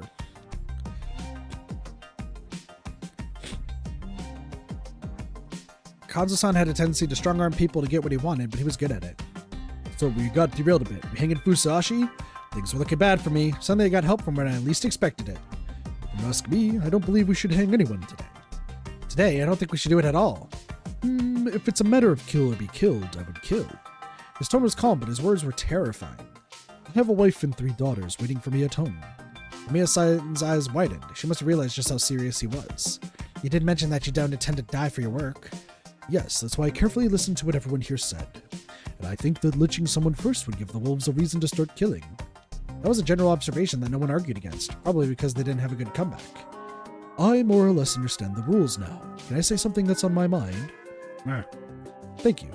If I'm getting something wrong, you seem to know how things work, so please point it out. Okay. Now, in this process, at least 5 people will die. A minimum of 3 wolves and 2 humans killed at night. Yes, at least as long as the spider doesn't protect the humans. That means that someone will die tonight, regardless of whether we lynch someone today. That's not wrong. But if we don't hang someone today, the feast will continue without any dead wolves. That's odd. Today's lynching is to let the crows show themselves, right? It's unlikely that it would be a wolf. Would it really be effective for all? I won't say it would be worthless, but imagine hearing this tomorrow. I am the crow. The one lynched yesterday, Fusashi-san, was a human. Now, even if it turns out he was a wolf, we would believe the crow just because no other crow spoke up against them. What would happen then? We would have 14 humans and 2 wolves. The chance of getting a wolf would drop from about 19% to about 14%. Jesus, he's good at math! Why is he the greatest? What I see, the endgame would be after some people have died, regardless if it happens sooner or later. So I'm not sure if we should lynch anyone today without any evidence. Well, you might have a point. That's sophistry. We humans can't win if we don't hang anyone. Yes, but I believe that it's worth waiting for just one day. If we lynch someone today, the wolves will realize that they really would get killed, effectively justifying their killings. Now if they strike first, the humans could unite to avenge the victim. I'll say it again, someone will definitely die tonight, regardless if we lynch someone or not. That is, assuming the wolves are serious about this. However, the lynching today, or lack thereof, would change whether tonight's victim would be considered the wolves' revenge, or their vile preemptive attack. Basically, I believe that we can't be strong enough to lynch people until the wolves kill someone. Personally, I hope that such restraint would make the wolves hesitate and not kill anyone. Is that possible? No. The wolf is coming! I see. Even so, attacking someone when there's no victim is extremely stressful. I simply believe that sacrificing someone who is most likely human and sowing discord between us is much worse than simply letting someone die at night and unifying us. He had a point. Wow. Damn. As a general rule, it was disadvantageous for the humans to waste an opportunity to lynch. True, but If you're playing the game, then yeah. If you're playing the game, this is the dumbest thing you could do. But like, in this case, it's technically a real life situation for them. So since this is a real life situation for them, the moral obligation of this, especially from an outsider perspective, as Yudai is saying, is like, hey, listen, if we're playing the game, yeah, we should just lynch whoever. It doesn't matter. It doesn't matter. But this is real. We can't just do this without anyone dying.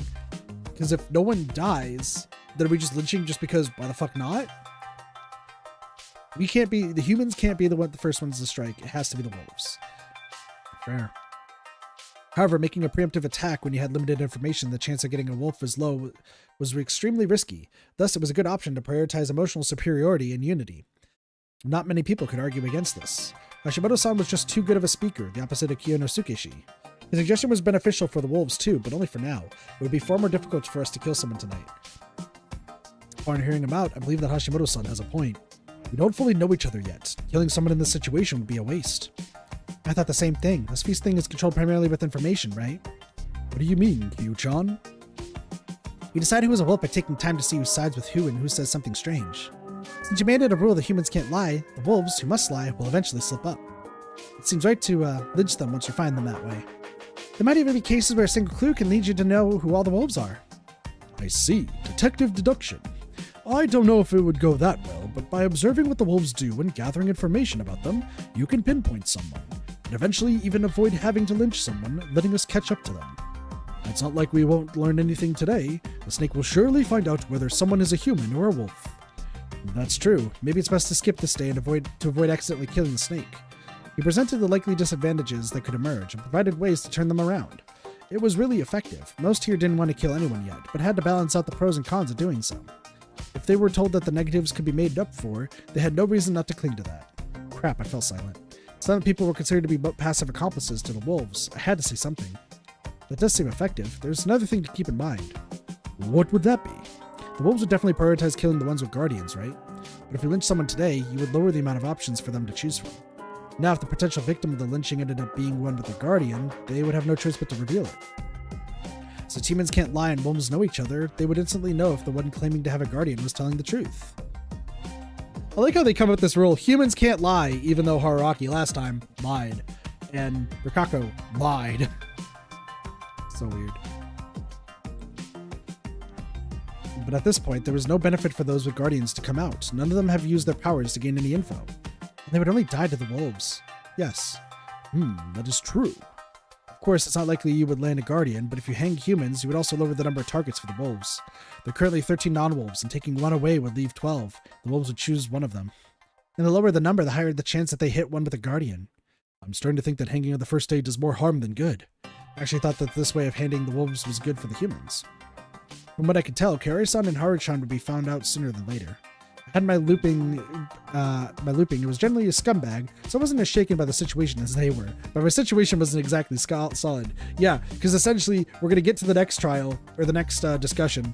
One person's going to come out as a snake and out Haruaki, and that's going to be the person we kill in the first time. I could fall into traps set by the humans, too. What do you think, Takumini? I don't like that we're continuing on like the wolves will definitely kill someone. But I can understand not killing for not getting killed ourselves. Old man, the wolves will kill. Maybe, but still. I get what the big guy's saying. What? Vote on whether we hang someone today. That will do. Uematsu, record. Very well. Oh, I forgot. Huh? You said that the monkeys don't have a reason not to reveal themselves, right? Yes, they can assure one another's legitimacy, makes them hard to fake, and they have no powers which makes them unpopular targets. I see. With that in mind, I am a monkey. As for the other monkey, the letters were unclear and hard to read, but it's something Dasan. Interesting! Yeah, I'm Chikamochi Kamoshida. I am the monkey. I am the monkey! Stop that. I see, sir, a monkey. Pure relief. Yasunaga-kun was glad that his best friend was definitely not a wolf. Such behavior was a good way to guess whether someone was a wolf or not. Reactions were important. See, so this is no-shot guard duty, because once again, they're absolutely human and they cannot there's really no reason to kill them until later on. Is really what it comes down to. I guess that confirms that this Hashimoto-san isn't just a wolf acting friendly. Can we start the vote? We gotta decide if we're lynching or not. No. We're deciding if we're hanging today or waiting until someone dies. Once they do, we're hanging people no matter what. Swear it. Hashimoto converted human worst case scenario for the wolves, true. Yeah. Well, I guess it makes sense. We can't just let them kill us and do nothing. Teba, ready? Yes. No one has objections. I'm okay with it too. With no more counter arguments, we began the vote. The votes came quick. The only one who voted to hang someone today were the old wolf guy and Kanzoshi. Everyone else chose to wait until the wolves made a move, so we didn't hang anyone today. Sick. The dining hall was a much more pleasant place than it was in the morning. Yasumizu was a place full of decent people who readily accepted the idea that they wouldn't have to kill anyone today. Yo, whoa, whoa, whoa, whoa, whoa, what's happening? Whoa, whoa, whoa. Stream, what's going on? I don't know what just happened, but the stream decided to be like, oh, fuck, we're dying. Wait a second. I think it's about to storm. Again. I think we're back. I think we're good. That was weird. I think it's raining. Like, it's weird because I can't, like, supremely tell out my window. But, like... Oh, wait. I could just check here. Yeah, it's raining. It's raining. I just checked my computer. So, I think we should be fine. Hopefully that doesn't freeze anymore, but at least it showed that it froze. I don't know how it is on stream, but yeah. The same applied to the wolves, or so I thought, but they didn't look so good. That's an interesting science. You've been to the seminars? Yes, they were led by Kimiyoshi-sensei. Kimiyoshi-san. I'm pretty sure a Japanese person I met in Lhasa was a college lecturer with that name. Oh, that has to be him. He specializes in Sino-Tibetan languages, so he travels there every now and then. I see. What a small world. At least to people like you and him. Another reason was Hashimoto-san. Once he stopped being silent, he turned out to be extremely sociable and understanding. The dining hall would fall silent every now and then, so he walked around and talked to people, bolstering morale and seeming naturally suited to the role. He wasn't exactly a jokester, but everyone who talked to him seemed to be having fun. He even gotten a faint smile out of Haru-chan. I wasn't jealous or anything. I did wonder why Chimmy hadn't told me much about her specialty. And honestly, I had no right to be jealous. I already used my looping to get together with 2 women. No, doing what I did back then seemed the best thing to do in those situations, and putting Haru-chan aside for a moment, both Chimmy and Rikako-san were really charming. Chimmy was a bit unhinged at her core, but Mitsuji wasn't all that different. Rikako-san was fun, and her two-faced nature was kind of attractive to me. Everybody is unhinged. Haraki's so mad? Listen, I think everyone's mad. Hashimoto, the big guy, like, usually you're told the big guys don't get with people. I've been told that most of my life. And yet you got Yudai kicking ass. Good job, Yudai. I'm proud of you. But well, I really wasn't in a position to think about what came after the mist cleared. I wish to talk to you, Haraki-sama. Oh, sorry, I'm a bit busy here. I'm sorry. My apologies. I was making dinner with Kaori-san. I'd invited her to do it so we would be well fed and ready for tomorrow. Of course, this was to distract her from reality. I didn't want her unpleasant nature to take over and make her throw an aconite to the food. So I took it upon myself to cut the veggies. As I worked, I watched what was going on at the dining hall. I could see most of their faces on the counter. Last time, the first day was relatively peaceful, but this day was even more relaxed. Tae-san's incessant prayers and Kanzo-san's continual state of high alert made it a bit uncomfortable, but that was it. One reason for the good atmosphere here was the fact that no one had died yet, so it was still possible that it was just some sort of sick joke. Another reason was the presence of the one who died all the previous times, Hashimoto-san. He was a master at helping everyone lighten up. I could even include Mamiya-san as a reason. Hashimoto-san was alive, and she wasn't a wolf this time, so she wasn't hysterical like in the previous loop. Though, she was writing something with a troubled frown on her face. Gathering material, I assume? I'm not sure I'll turn this into an article, so I'll go with no for now. It was interesting, though. The occult? Yes, I just thought that the local story doesn't seem very Japanese. Oh, I'm a bit interested in that. Can I even talk about this? Won't my take on the local legends upset you? Who knows? I'm kind of interested. I don't give a damn. I don't have anything better to do. What about you, Bichan? This is your thing, right?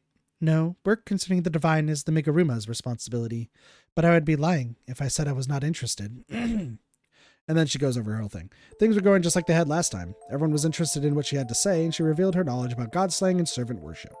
Susano beating Orochi, Aesop's Fables, Yamotsu Okami, aka Izanami, Once again, I just want to tell everybody, just want to remind everyone, because it's a different game and the game came out ahead of it, and I'm realizing that this game is taking a lot of liberties from it, but the clerk is Izanami, just want to say that. If the clerk is not Izanami, I'm going to be floored, but like, if it is, I'm going to be upset either way, I think. The only difference was that I wasn't involved in the conversation. Okay, let's leave it at that, though there's something that has me curious. I want you to tell me about the song that's sung here. Oh, she herself mentioned it, huh? It led to just about the same words as last time. Mamiya-san pointed out how the lyrics had a lot to do with the feast. She began questioning the parts she didn't understand, such as the badger, and Kiyonosuke, among others, answered her. Interesting, but it's strange that the badger disappeared. I wonder why. The thing I pointed out last time was now pointed out by Hashimoto-san. He and Mamiya-san continued examining the relationship between prayer to Shinai and the feast. Tei-san mentioned that the badger was a servant of the Okami-sama and that there was a statue in the Shinai shrine. She also talked about the late Gen-san's words, the badger's waiting for the Okami-sama to return. I have a bad feeling about this. What if there's a badger among us? See, they're gonna listen to Yudai and not Haraki? Goddamn. You raised the same suspicion as I had. If Makishima-san participated in the previous feast, then this Gen-san must have been there too. They had a badger there, and he might have left it as an indirect warning. Come on, Hashimoto-san, that's just a guess, right? Well, I guess there's no conclusive evidence. Now it's time for something new. Okami, Yumatsu Okami, great god. Hashimoto-san, I think I realized something amazing. I'm listening. This might be a rough, but do any of you know the origin of the name Shinai? She'd been curious about this in Kami Fujiyoshi too. What of it, though? I heard that Mount Shinai is officially Mount Sarunashi. Saru probably became Saru. Huh? Hold on. I heard that Mount Shinai is officially Mount Sarunashi. Saru, in that kanji, is it kanji? Not katakana, kanji, probably became Saru in that kanji, while Nashi in that kanji became Nashi in that kanji. No, it's kanji to katakana. So Saru in that kanji became Saru in katakana, while Nashi in that kanji became Nashi in that katakana. I know that there's like 3 different ways of like Japanese writing. There's kanji, katakana, and then it's like kanji katakana or something. Like it's like a mix of the two. And based on like how they're like placed and listed is how it looks, I think. So that's wrong, Nosato-sama. Shinai-sama has always been Shinai-sama from the start. The authorities just changed the kanji in the Meiji period because it was too hard to read. The other way around, eh? So there was always Shinai. Yamawaki-san, do you know where it comes from? I don't. It's probably a kanji trick. Mamiya-san ripped out a page from her notepad and put it on the table. Shin, Nai, the Nai kanji is made up of the kanji for big and show. Interesting. She wrote down the relevant kanji. Which is that?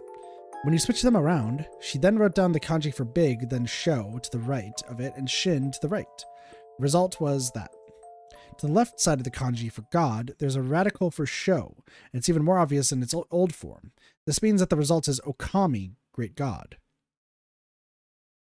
Shinai-sama equals Okami-sama. Isn't that the intention? What? Pure nonsense. Tei-san shouted hysterically. You could hear in her voice that she was shaken up. Interesting. Okay.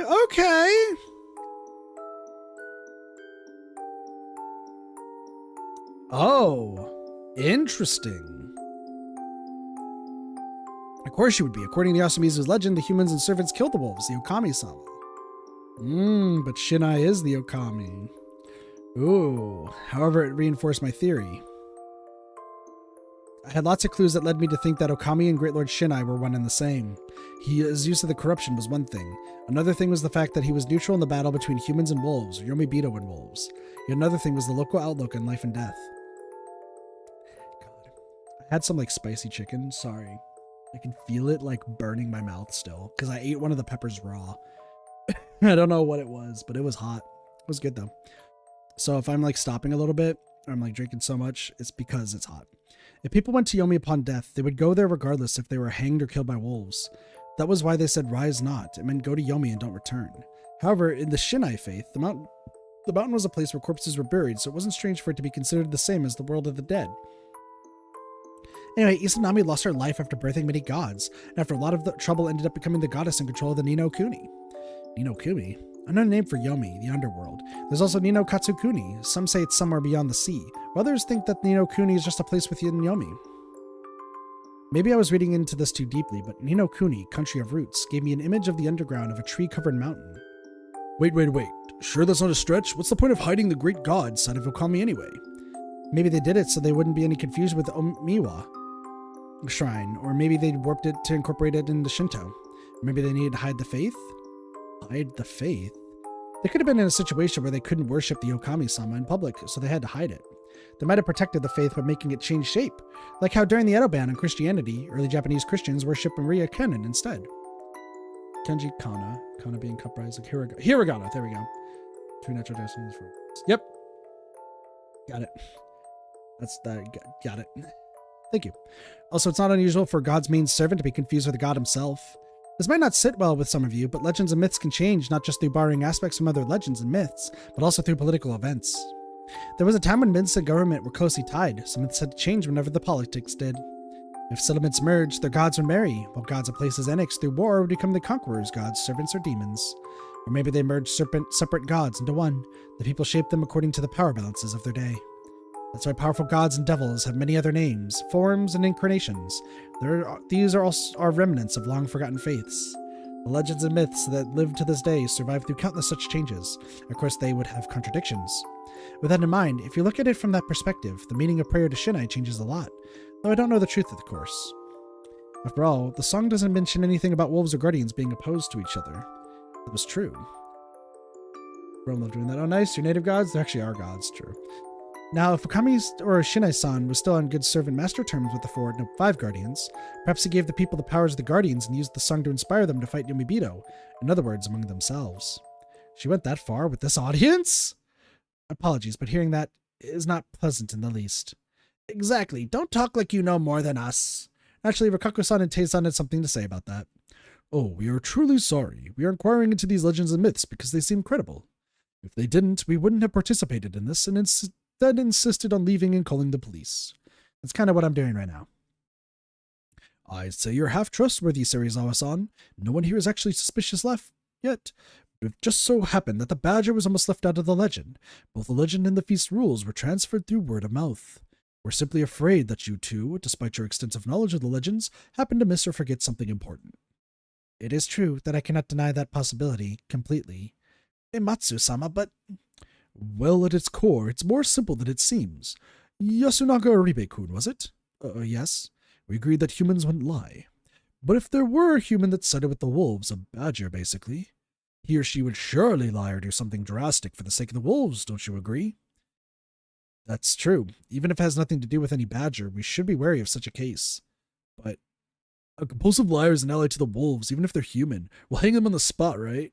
Yoshitsugu-kun, who had been sitting at the corner of the room and staring at a wall in boredom, suddenly spoke up. He wasn't wrong in the least, which was probably intended by Hashimoto-san. It appears we will have to avoid doing something we would regret. That's true. You don't have to tell us. We all live honest lives. Shinai-sama is watching over us always. I like that. It's a simplistic faith that brings out the best of humanity. With that, I finally understood something. Yudai Hashimoto was the same type of person as me. He controlled people through speech and manipulated their emotions through words to put himself in an advantageous position. The difference between us was that his conscious presence and persuasiveness were far above mine, and he was a human, an enemy to us wolves. Haru-chan was in a seat near Yasunaga Kunamochi's, not saying a word. Pretending to pick something up from the counter, I crouched down and looked at Kaori-san. With her back to everyone, she cut veggies, and though her expression wasn't as bad as before, it was still full of anguish and unease. Time passed by as everyone chatted, ate a large dinner than ever before, chatted a bit more than split up. The only notable thing was the moment when Mamiya-san tried to ask Kanzo-san about the previous feast. Hashimoto-san stopped her, though. I noticed Haru-chan make a face, and a part of me was relieved by that. The previous feast took her parents, and it was the time she went into the mist and lived to tell the tale. It'd have been bad if she'd gone crazy again. Hashimoto-san seemed to have noticed that possibility, so he stopped Mamiya-san to prevent it. Was it really good to help him survive? A part of me actually believed that, sure, without him, I'd been a human and survived the feast, but it didn't solve anything. Becoming a wolf and making an enemy out of him was just an unfortunate side effect that came with letting him live, and I just had to accept that. After dinner, right when everyone was preparing to split up, Hashimoto-san whispered something to Takumi-san. Takumi-san's expression suddenly turned serious. Hey guys, listen up. Apparently Hashimoto-san had told him to say something, and Takumi-san did exactly that. We didn't hang anyone today. That's why, even if there are wolves among us, I want to believe they won't kill anyone tonight. If that happens, we won't have to hang anyone tomorrow either. That ain't happening. Maybe you're right. But if it does happen, it means that one of us here will be gone for good. These will be your final moments together. Keep that in mind and tell them everything you have to. You'll have less regrets that way. A bright mood suddenly changed. The mood turned heavy as everyone exchanged handshakes and gave their thanks to each other. Chemi, Haruchan, and even Yoshitsugu-kun became teary-eyed as Korei-san said these words to her sons. If I'm gone tomorrow, live strong, you two. She was a wolf, but her words were so honest that they both listened without a word. The village heads here seemed lonely, giving Tei-san and Takumi-san fuel for doubt, while Mochi talked to the old wolf guy. It was a moment where their relationships became very clear. Oji-chan. One particularly impactful moment was when Haruchan approached her lonely-looking grandfather. Her eyes were still red from her goodbyes to Yasunaga-kun and Mochi.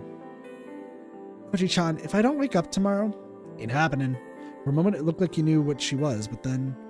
No way. You yourself said that wolves will kill. Are you trying to be nice to me by lying to me alone? Kanzo-san didn't know how to respond, a rarity for him. I don't need that, so just listen. If I die, try not to drink too much, even if I'm not here. Haru? Kanzo-san slowly extended his hand to her, but it was too late. Haru-chan had already turned around. A grandfather and granddaughter, both awkward beyond belief. So fucking true. After watching their exchange, I was actually relieved that Haru-chan didn't say anything she shouldn't have, which made me question my own humanity again. Yasunaga-kun must have been in a similar state of mind the first time. Feeling sympathy for the first wolf I'd encountered, I gave Chemi, who had approached to give her goodbyes to me, some half-hearted nice words. I'd done the same for Rikako-san, who finished the exchange with a silent but resolute farewell. I'll forgive you for what happened during the day. Don't want to leave any regrets floating around if we don't meet tomorrow, huh? Yeah. That was that with Haru-chan. The disgrace on my name was cleared, and she now neither disliked or liked me.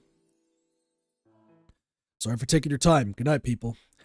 Takumi-san nonchalantly concluded the event. Everyone silently began leaving the dining hall. Hope you come back too, Fusashi-san. We were done with the after-dinner cleanup, so I had no reason to stay behind. Now we're gonna go kill somebody! Hurry! Holy shit, this is gonna be dark. I didn't sense anyone in the mist, but that was because it just couldn't, not because there was no one there. Everyone was probably using this as a chance to have the secret talks they couldn't, or just silently listening for those. It was probably a good idea to thank him. I heard someone's voices near the stairs to the dorm. Mamiya's son was talking to Hashimoto-san, right where she died last time. How serious are they? Completely. I would say. That means we'll be killed if we act suspicious. Like every journalist knows, the scariest thing in the world are humans. Yes, even the occult matters. When someone dies and there's proof, it's always done by humans. Excuse me. I considered eavesdropping, but it'd been bad if they noticed, so I called out. Musashi-kun, you scared me. I'm sorry. Hashimoto-san, thank you for what you did today. I did something? If things continue like they did, I would have been killed. Oh, well, if that happened, we would have surely been next. That's true, but really, thank you. No need for that. You helped us when the mist came, so let's consider it even. Okay, but is it really bad to walk around at night? It seems like a good time to escape. I suggested that too. I don't think it's a good idea. I've never seen a mist so dense. You'd get lost if you went to the mountain at night. It might be small, but it's still dangerous. Also, the residents here consider that a taboo, and they're probably the bigger danger. You think they'd attack us? Oh no, I don't think so. It's just that belief can sometimes make people see illusions. If we're surrounded by those who believe, we will eventually join their ranks. From my experience, the best thing to do in these situations is to distract yourself by trying to think about something else. Those were some meaningful words. You don't believe in any legends, do you?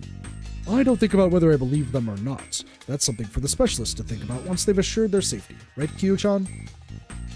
I don't know. I'm not sure if I can make an article out of this. Personally, I just want to leave this place in peace. I see. I hope that happens. That was the end. I bid them good night and went on my own way. I hadn't met anyone else on my way back to the prefab. Yoshitsugu-kun didn't invite me to go out at night, and neither did Chemi nor Rikako-san visited to have a talk. I'm probably satisfied with the goodbyes in the dining hall. Yep, this is definitely a Haru-chan all the way. Everyone used to struggle at this time because they hadn't felt like they'd done everything they had to. This time was different, though. Everyone was calmly waiting for the wolves to strike, fully ready for it. The humans were in the perfect mental state. There was nothing for them to worry about. And it was all because of Hashimoto-san. Then there was the exchange just now. Oh, if that happened, we would surely be next. To me, that sounded like I didn't do it for your sake. No need for that. You helped us when the mist came, so let's consider it even. And that was like, you sure helped us at a strange time, huh? You seem reasonably suspicious of me. Was I just overthinking it? No, that would be overly optimistic. It was clear to me that he made it past the first day better than anyone so far, even myself. If he was that talented, he must have already analyzed the situation and noticed that something was strange. They happened to have their tires burst, but then be given rooms and gotten caught up in the feast. It was clearly orchestrated, and I was the only one who stood out as a suspect. I'd been chosen by a village head, joined them in the van, and actively gave them a place to sleep. The situation was made even worse by the fact that they were right and that I was a wolf. Since I couldn't mention the looping, I couldn't really say that I was their savior. Not only that, but he was the monkey. He secured a good role in relationship with the others and had a surprisingly keen eye in mind. He'd have been an extremely reliable ally. I'd really appreciated it when he presented the idea that we shouldn't hang anyone today.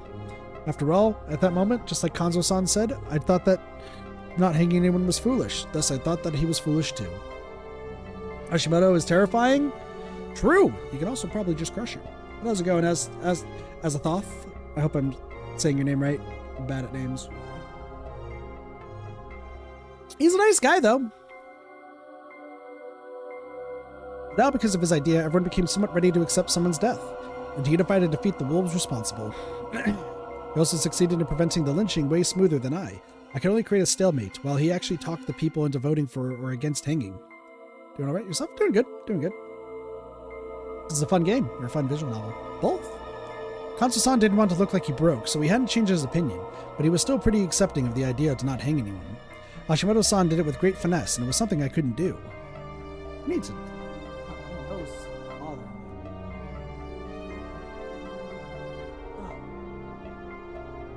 Not only is my nose like gashed, but it's also just other stuff.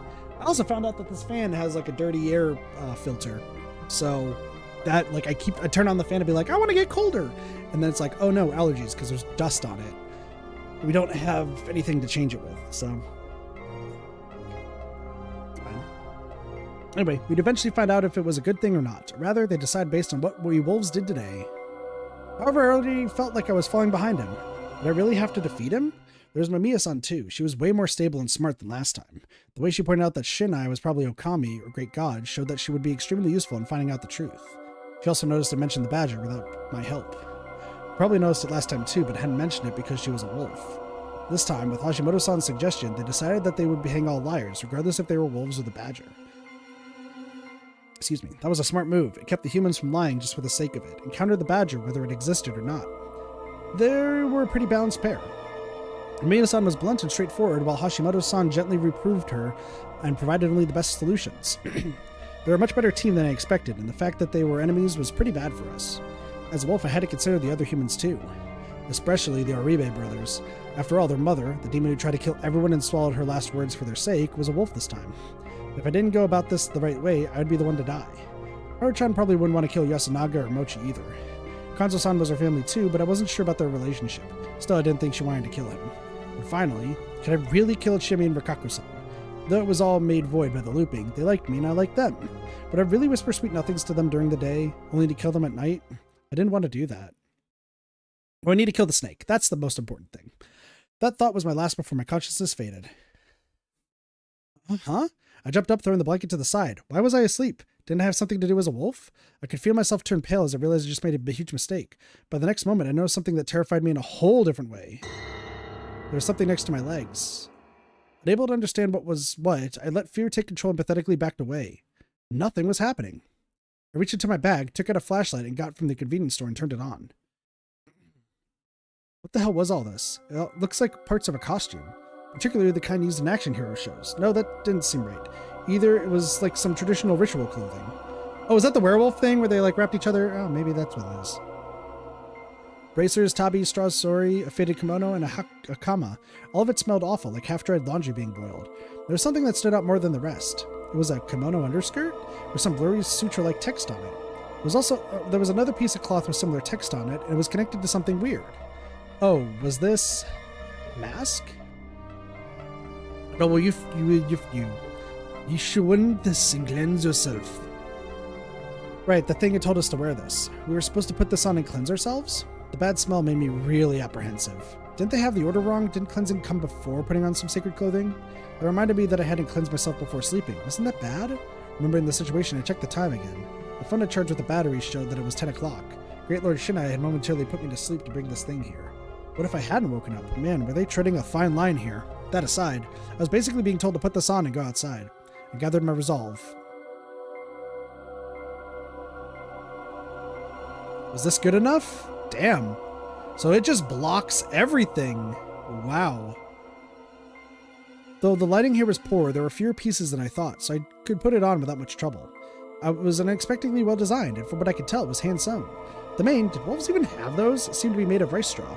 It didn't seem cheap at all, and though I couldn't be sure, it seemed to be designed to look divinely imposing. The mask seemed to be a wooden carving with insane amounts of detailed work put into it. A true masterpiece. I kind of like the wolf hat. Looks cool. By the time I put it on, I didn't care much about the smell. It wasn't hard to move in or anything. If only I could see anything while wearing it. Nah, this awakens your inner sixth sense. That's what this does. You put it on, and all of a sudden, you can see everything. It's just eagle-eyed view. You could just look about and be like, going there, okay, there. And then you just zoom there. Your sixth sense, you get the eagle, the inner eye. The inscribed cloth on the bottom was connected to the belt. I put it on like it was a traditional grass skirt, and it wasn't a big hindrance for running or anything else. The cloth connected to the mask hid the face like some kind of stagehand's clothing. I could only see a head through the gaps between them. The wolf-like mask itself was simply resting on my forehead. As I put it all on, I found a bucket and a ladle among the items. It was full of water, and I knew I had to cleanse myself with this. I was a bit apprehensive about this, but I took out some water and poured it on my head. I jumped off the rice straws, making my shoulders wet or spreading across the area. Was I doing it right? I was still worried, but just putting it on was meaningless, so I put my hand on the door and sensed something bad outside. It wasn't anything vague, like bloodlust or evil mojo. It was sounds I could actually hear. I heard grass being parted. I heard the sounds of something walking through the sand. Shallow breathing, low growls, distant roars full of malice. Reminded me of the time I was locked in the outhouse and I sensed something bestial outside. This was exactly the same as last time. There was something outside. Lots of them, in fact. Last time I only survived because I held the door shut something was about to open it. And I had to go outside this time? I'd be okay just because I was wearing this? Yeah, wolves can't tell who's a human. No way. It seemed like a sick joke. Oh, but I really wanted to see it. What a familiar sensation. Just then the doorknob clattered. Musashi-san, are you awake? I still heard beasts outside, but the voice clearly belonged to a girl, Haru Makishima. Oh, I like the sprite. Haru-chan? Don't call me that. Is it safe? If you wear the mask and cleanse... Was she telling the truth? Was it really her outside? Even if it was some sort of illusion, if I didn't open, my presence in this flow of events would be pointless. I fired myself up and unlocked the door. Whoa. The moment I opened the door, I saw a short wolf that scared me like hell. You're too loud. Are you really Haru-chan? Yeah, look. She moved the cloth covering her face, and sure enough, it was Haru-chan. She was clad in a wolf outfit and had the bucket and ladle in her hands. You need to take yours too. We're bringing these? Yeah, we need to spread water as we go. She took some from her bucket and spread it behind her. That action was followed by squealing sounds. I felt something squirm and run off. What is that? The fingers of the corruption. She spread some more water. This time on me. Bro, it's cold. Hey, what are you doing? She repeated it a couple of times with great intensity to boot. It's because you haven't cleansed yourself at all. You're supposed to be completely drenched? As if she felt that explaining it was pointless, she just touched the cloth near her waist. Sure enough, it was completely wet. Can I ask something? Geez, the height difference. Reminds me of the time I was locked in the outhouse, yeah. Reminds me of the time I pissed myself. I was piss man. What? Assuming that's how you're supposed to do it. How did you know that? I'm not sure why, but I just know. Are you hiding something? I'm not. We're both wolves. You shouldn't hide any... What are you worried about? Those words shut me up. Well, I get how you feel. I've calmed down already, so you'll soon be used to this too, I think. Alright. I wasn't satisfied, but I backed down anyway. By the way, if you're not used to talking polite, you don't have to. Please, don't act like we're close. Let's go. Kaori-san is waiting. Yeah, the chasm between us was wide. Or maybe Chiemi and Rikako-san were just too easy. Apparently, Haru-chan had walked through the mist without any light. I took out my small flashlight. What's that? It's so cool. It was met with a weird reaction. You could have it. I have another one. I prepared them in case I ended up running away with someone at night. I sure as hell hadn't expected to be a wolf, though. Whoa, really? Yeah, it's dangerous in the dark. How did you get up to me anyway? I know Yasumizu's paths by heart. Made sense. It was dangerous regardless, though, so I just gave her one and showed her how to use it. Just make sure no one knows about it. It'd be really bad for us if they find out we walk around at night. That's true. All right. She spread some water again, then put the ladle back and took the flashlight. You spread the water now. She led me through the dark path. I could barely see anything, but I did sense something bestial in the darkness. It was clearly hostile towards us, and several of them were surrounding us from a distance. However, they didn't come any closer. They also backed away if I spread some water. The flashlight could barely make it through the mist, so it didn't help to see anything in the distance. It was pretty useless, to be honest, but Haruchan seemed to like it. She also swung it around like a sword, or rather a lightsaber. Not a copyright, I think. Maybe it is. I don't know. What were these bringers of corruption anyway? Actual Japanese wolves, perhaps? Every now and then I saw eyes light up in the mist. Besides that, I also heard growls and the sounds of something stepping in the sand. Dogs, right? That had to be it. Yasumizu was completely full of dogs right now. That expression made it seem adorable. But, seriously? No way. If my assumption was right, the situation was way scarier than some simple supernatural phenomena. I continued spreading water, too much of it, all the way there. Musashi-san. A wolf of the same stature as Kuri-san stood up from the chair in the dining hall. It was very surreal. Yes, I'm Fusashi. You're Kuri-san, right? Yes, I was a bit worried. By the time I came, he already changed and was about to leave. You didn't have any problems? Not really. Did you also know how it all works? Yes, I have no idea why, but I just knew it. It's strange, but it probably has something to do with what Shinai-sama said. There were 3 of him, right? Is it supposed to be like that? I don't know. The journalist said that Shinai-sama was Okami-sama. Maybe that's why we have 3 of them. That means that there are guardians, 1 for each of us. That's good enough for you? I mean, you saw them, right? Right. That strange experience did actually seem supernatural. People tended to accept anything they could see. Then shall we go? Huh? Where? To kill. Yeah, let's just have a casual, jovial walk to kill somebody. So who are we killing? We have to kill the snake, but they're not going to have us kill the snake. That's probably going to be one of the keys. So if that's the case, like in this case, just to get 2 birds with 1 stone, I would get either Mamiya or Mako. That's my thing. I know that sounds fucked up, but like Rikako dies if Mako dies, and if you want to win, I'm just saying. But they're probably going to have to kill Takumi, is my guess.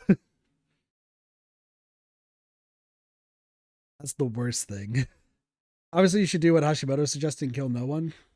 But then you go against the rules and everyone dies. So, too bad. Wait, what? We have to decide who to kill first. Oh, that's true. I guess I'm in a bit of a rush. Looking at today's feast, Oji-chan is probably the best choice. I think Takumi-san is pretty dangerous too. Wait, are you too serious? About what? You'll have to kill your family. Aren't your sons important to you? You twitched and tilted in a natural way. I know that. Of course they're important to me, but I have no choice. I must do as Shinai-sama says. Kuri-san? You too, Haruchan. Do you really want to kill Yoshinaga Kunamochi? Well, I don't, but what else can we do, though? Run away from here? That really wasn't the way to go. We'd get lost or killed by the monsters. The mist would just send me back to square one. All I could do here was pick one or the other. Yeah, so it's so massacre, kill no one, and then kill whoever the snake is. I mean, massacre. We're wolves. Wolves must kill the Yomibito. Yeah, that's what I've been saying. I'm fine with it. I'm just wondering if you are. You're not going to stab me in the back if I'm about to kill someone important to you, are you? I don't question your faith in Great Lord Shinai, but I don't think you're inhuman enough to throw away your humanity just because God told you so. I'll ask again. We're killing them for real. Are you sure you want to do this? All right, I'm fine. She went and said it. What about you? All right. Then my words are cut off, and so is my breathing. What? Oh, okay. We picked...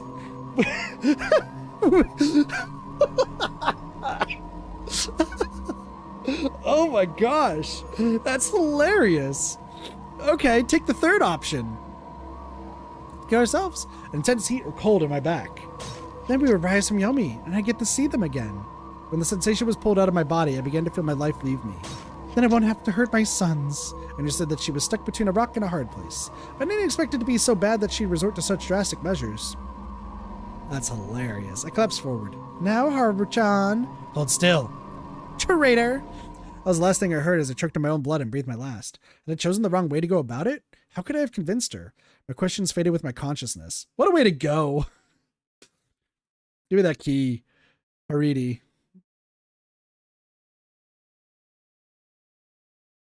What a way to go. I finally became a wolf, but there must be things I can only see from this perspective. To be a wolf means a murder is unavoidable. After telling her that, my supposed ally Curry killed me. I'm glad wolves can be virtuous, but getting killed is my idea of fun. What should I do? Generally the best outcome for the humans, to be honest. They killed no one. The wolves all off themselves. GG speedrun strats. True. So true. Yeah, let's watch the hidden corner.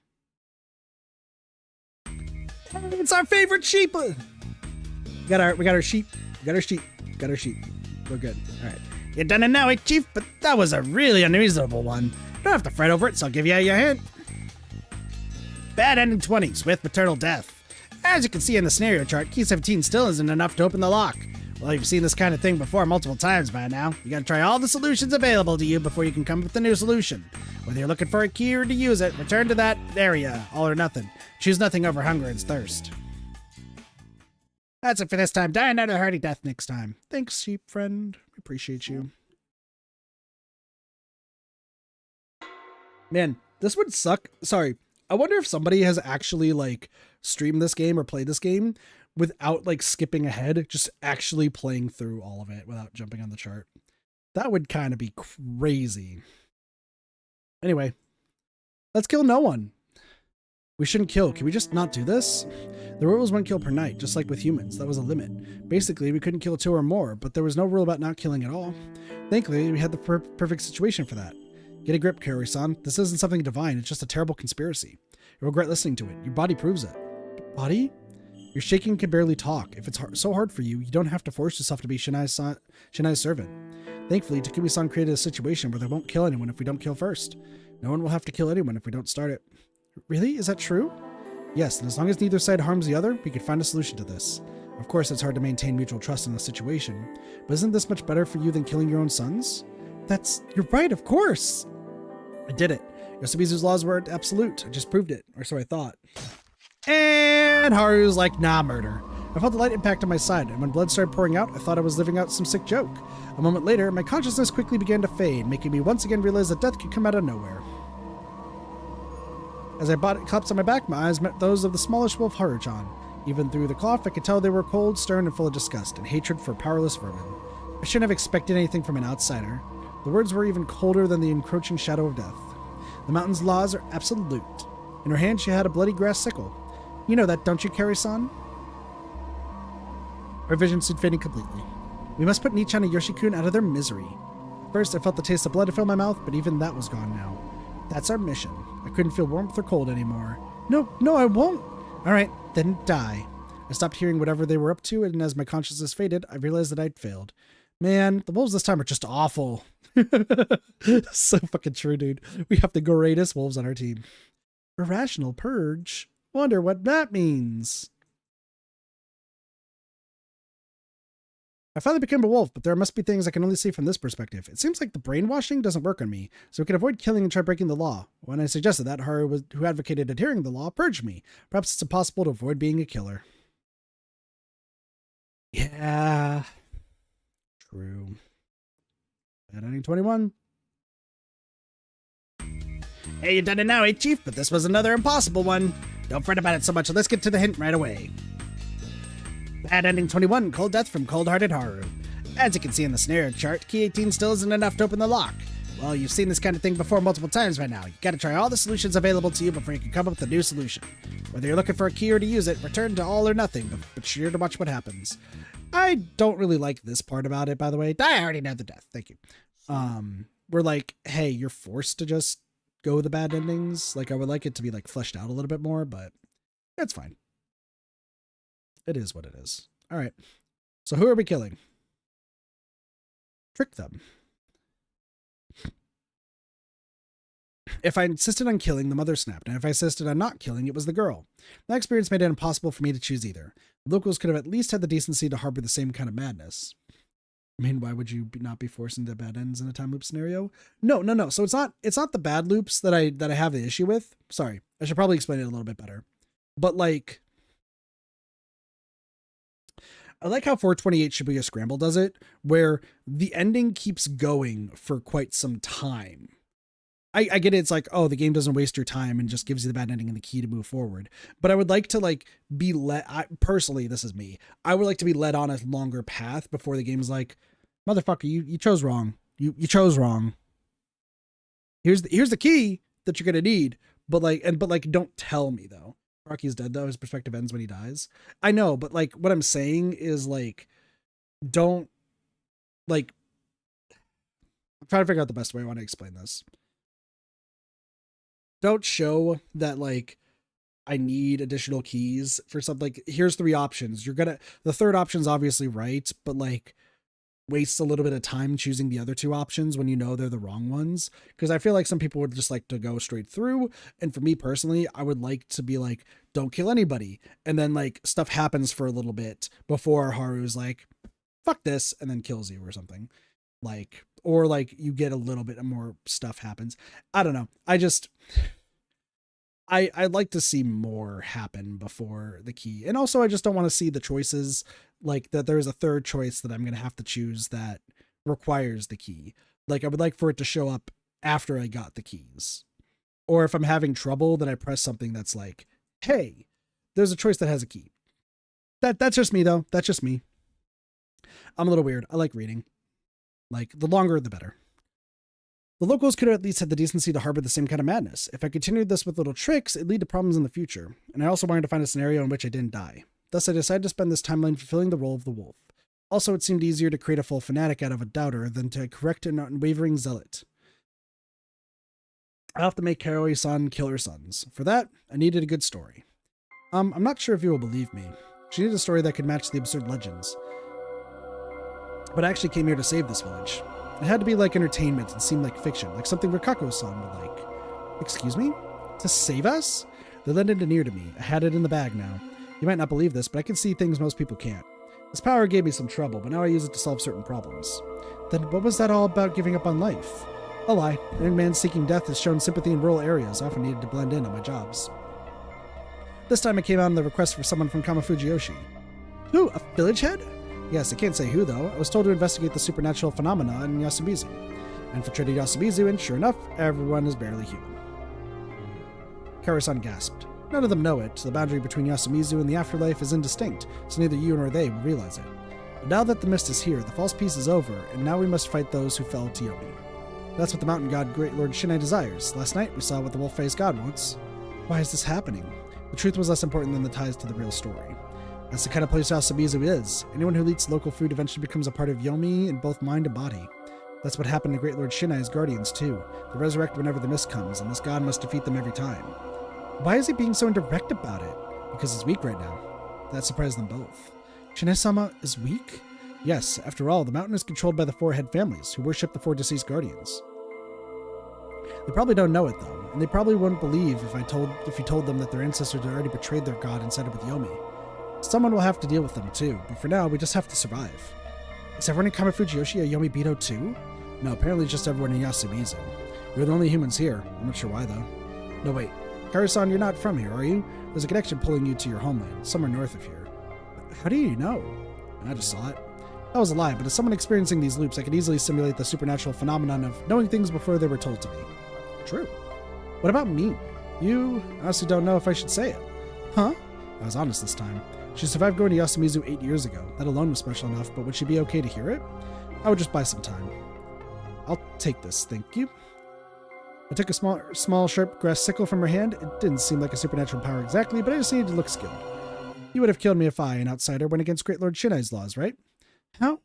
I'm used to rough stuff too. Kaori-san, you also planned to go wild with that knife over there, didn't you? That's not true. It is. I could see a demonic goddess who loves her children within you. What the hell was I saying? They were intently listening to me at least. This is the greatest lies of all time. I love it, but also true. It's a strong and righteous goddess, but you're currently blinded by her. She's keeping you from hurting your children and facing the truth. I understand if you don't want to trust an outsider like me, but as you can see, I am your ally. I have the skill and experience needed to deal with the Yomi-Bito, and I know what must be done for that. Kaori-san? No, without them my life would have been meaningless. I understand that it's not something I should say right now, but their lives don't belong to you, Aribe-san. They aren't a replacement for what Fujiyoshi took from you and what you lost here, especially your husband. Just how much do you... Your husband is right behind your right shoulder. He's a lot like Yoshitsugu-kun, isn't he? She began crying loudly. What a cliche act this was. 10 out of 10 acting. 10 out of fucking 10. Let's fucking go, Haruaki. They don't know that they're with Yomi now, and they're unknowingly tainting their souls. Their souls are silently crying. As their mother, you must rescue them. Can't you look at it that way? You need to survive, leave this place, and live your own life. Your husband seems to think that too. I haven't done anything motherly my whole life.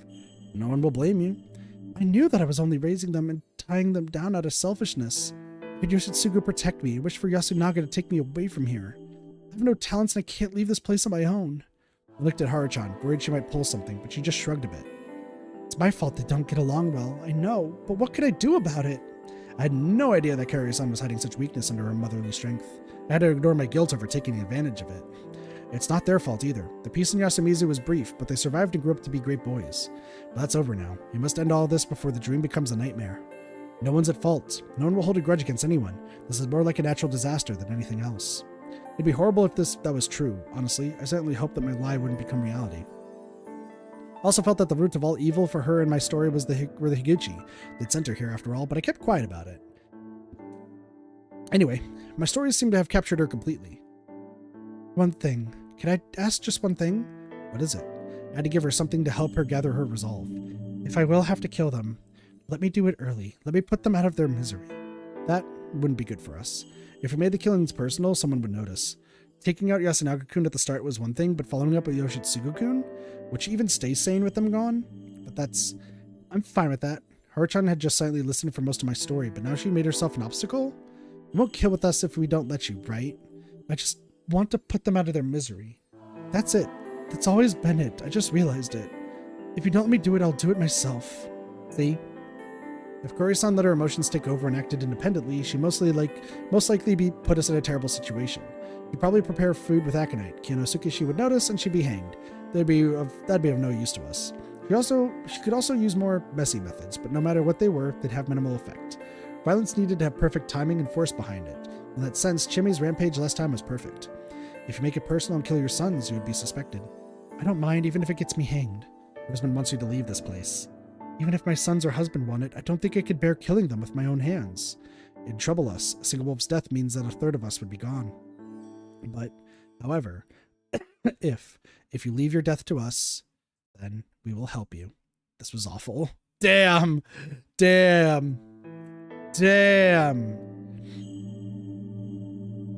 Yes, alright. It was awful. I was awful. This team was awful. So fucking true. You have the worst werewolf team of all time. God. It's like when I'm playing Among Us and I'm the only one who has to carry the fucking team.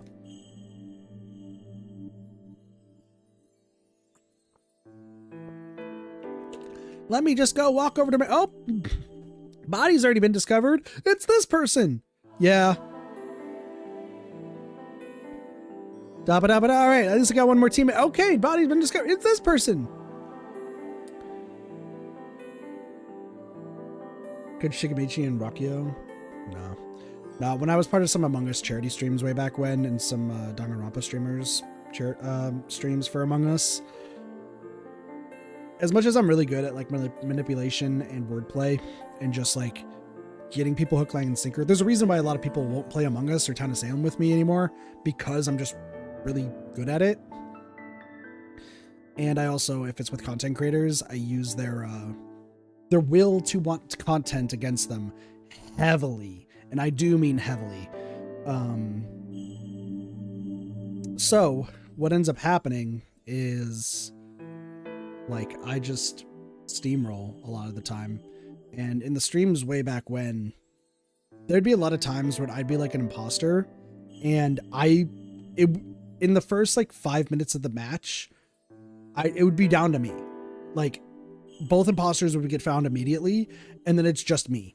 And then I'd have to like systematically bounce back and forth to get people killed, and like have to like do it at least sneakily enough so that way people didn't see like 3 people dead, that it was just one, and that way they didn't piece it to me, and then having to like lie through my teeth. But like still really good, but still like crazy enough. There was the time though, and this is one of my favorite times, where we played on there was like that really small map, I think, in Among Us. It's like the second map, I think, where there's like a nuclear reactor on like the left side. And I remember I killed the main person hosting the stream, like immediately, like time ended, immediately killed, ran away. Everyone else was behind them. They had no idea. And it was probably one of my favorite kills I've done in that game, because they had no idea, got rid of somebody else, and then I systematically took care of everyone else because my other teammate was too scared to. So seeing this team where like Haruki is literally the only one who like would be a good werewolf, it's just reminding me of this. I don't see your husband anymore. Dear, I'm so sorry. Crap, Takuri-san and her sons were basically a replacement for her husband. What she wanted now was basically a forced group suicide alongside her sons. That was the compromise, the overlap between the laws of the mountain and her ego.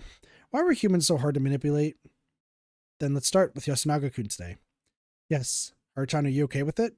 Doesn't matter. Nichan is a Yomibito. You liked him, didn't you? Like a brother. That's it. If you wanted to slay him tonight, I won't be selfish about it. What a good girl. Thank you. Everyone in Yasumizu was a good person. I wasn't. And to me, they seemed completely insane. Mamiya-san had probably felt similarly last time. That was why she died like that. I had no intention to follow her footsteps. I decided that I would survive, and if that required me to become the best wolf, so be it. So I guess we're going to be the only one remaining this time. The three of us went through the mist. The wolves parted the gray, cloudy air, and it felt like I was in a plane that flown into a cloud at night. We were careful, spreading water to keep the beasts at bay, trying not to trip or fall into the fields. Haruchan and Kaori-san were probably just being considerate of me, though. Without me, they might have gone ahead quickly and without hesitation. Not just because they were familiar with the land, but also because they seemed just about dangerous enough. They seemed like, if they decided on it, they could march straight to their grave. We were heading to the dorm. The disgusting deal with Kaori-san left us with few options to choose from. Though, getting rid of Yasunaga-kun wasn't a bad choice. He was extremely supportive of Hashimoto-san, so without him, the cameraman would lose some of his influence. By shutting up Hashimoto-san, we would damage Mamiya-san too. I already knew Takumi-san and Kanzo-san's weaknesses. I had to worry about Chiemi's hidden true nature. As for Rikaku-san, honestly I felt that if I did the same thing as last time, she would side with me again. The rest weren't very influential though. I just had to be careful that they didn't go hysterical on a rampage. My biggest concern right now is Mochi. It seemed entirely likely that he would know who the wolves were on gut instinct alone. Wouldn't he do something weird if he found out Haruchan was a wolf? Though right now I was merely considering the kind of people they were, not the guardians they might have had. I can only hope that they went to Mako or the old wolf guy. That have made them harder to control. Something about Takumi-san was bugging me too. I can't die yet. Oh, wait, here's a warning. Those with guardians should be especially careful. Can't die yet. He was attached to Yasumizu because of Tei-san and Kaori-san, and he had a sense of responsibility as a local young leader. When you considered that, him saying that he couldn't die right now didn't really make sense. That meant that he had a guardian. Yasunaga-kun had realized it too, so he jumped into the conversation, just like he had done for me last time. On the first loop, Takumi-san had revealed that he was the snake on the very first day. What if that was about to happen again? Mochi was a monkey back then, and he was one now too. Though everything else was different, back then the other monkey had been Mako. However, if there were some sort of rules for deciding who would get guardians, it wasn't unlikely that they would get the same ones. If he were the snake, I'd kill him and pass myself off as his guardian. We would gain a huge advantage. It was worth considering at least. But that's the thing, we have to kill the snake first, and that's why I would think we would use the loop to figure out who the snake was, lose the first one, figure out who the snake was, and convince them to kill that person.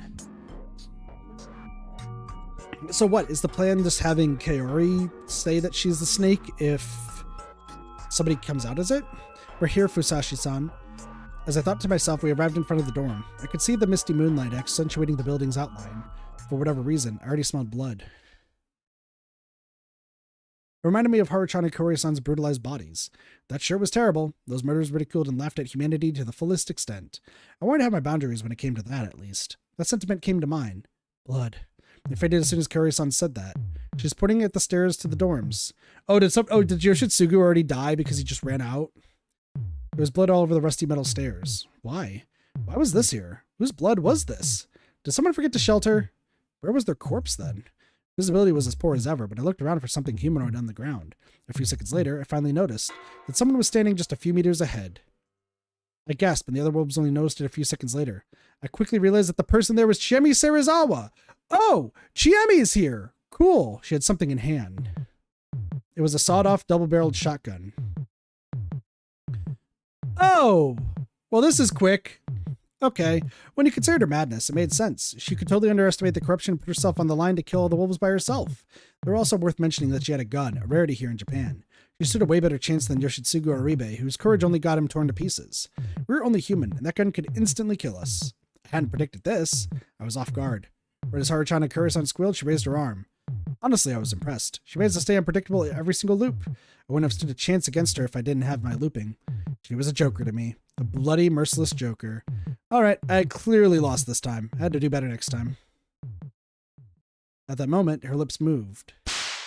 Flash. What I saw wasn't the Reaper, but a smile lost to a crimson explosion. Did she offer self? At that moment, I wasn't able to do anything but stand in place completely frozen. The two behind me shrieked and clutched my shoulders, but I ignored them. Shemi had just committed suicide. Oh! Okay! Well... interesting. Okay. Well, that's okay. With a mischievous smile, she put the shot-off shotgun in her mouth and blown her head off from the job. It was insanity. This time she'd gone way beyond whatever I could imagine. What was this? What was this feeling of loss? Was I feeling it because I wouldn't see her ever again this loop? Was it the despair at the fact that the part of my brain was actually thinking, crap, I wasted one night's worth of murders? Or Haraki-san? Was it the fact that I would never be able to ask her what she said? Don't become what? What's going on? Hey, Fusashi-san, we can't kill today. Huh? The law says that we can only kill one per night. She probably didn't have a guardian. By sacrificing herself, she protected the humans from losing anyone more valuable. She's probably just a human, and she decided that this was the best way for her to contribute to her side. Then, we can't kill Yasunaga-kun today. Oh no. We have no choice, Kari-san. If we kill more than one, we won't be able to fulfill your desire either. She outplayed us completely. Or did she really? I felt like I still couldn't match her in cunning no matter how hard I tried. I stayed still for a decent bit, just looking at her immobile remains within the mist. Let's do what we have to. Yes, be careful where you walk. Good night. We couldn't just stand here, so for now, we returned to the dining hall and talked. My body was completely wet, but since I'd worn the costume for so long, I'd actually began sweating, so taking off the mask was way too refreshing. Then, when it was time to return, Haruchan and I once again put on the mask and left the dining hall fully equipped. There was almost no water in the bucket by this point, but honestly, since our costumes were so wet, it wasn't likely that the bringers of corruption would attack us. Well, that's an interesting thing that happened. Here is good enough. The construction site is right up that hill. Haruchan said that in front of the dorm. Her tone was as uncaring as always, but her words seemed to express some consideration. You okay? You're gonna walk by Chini's body? Yeah, you sure you can handle it?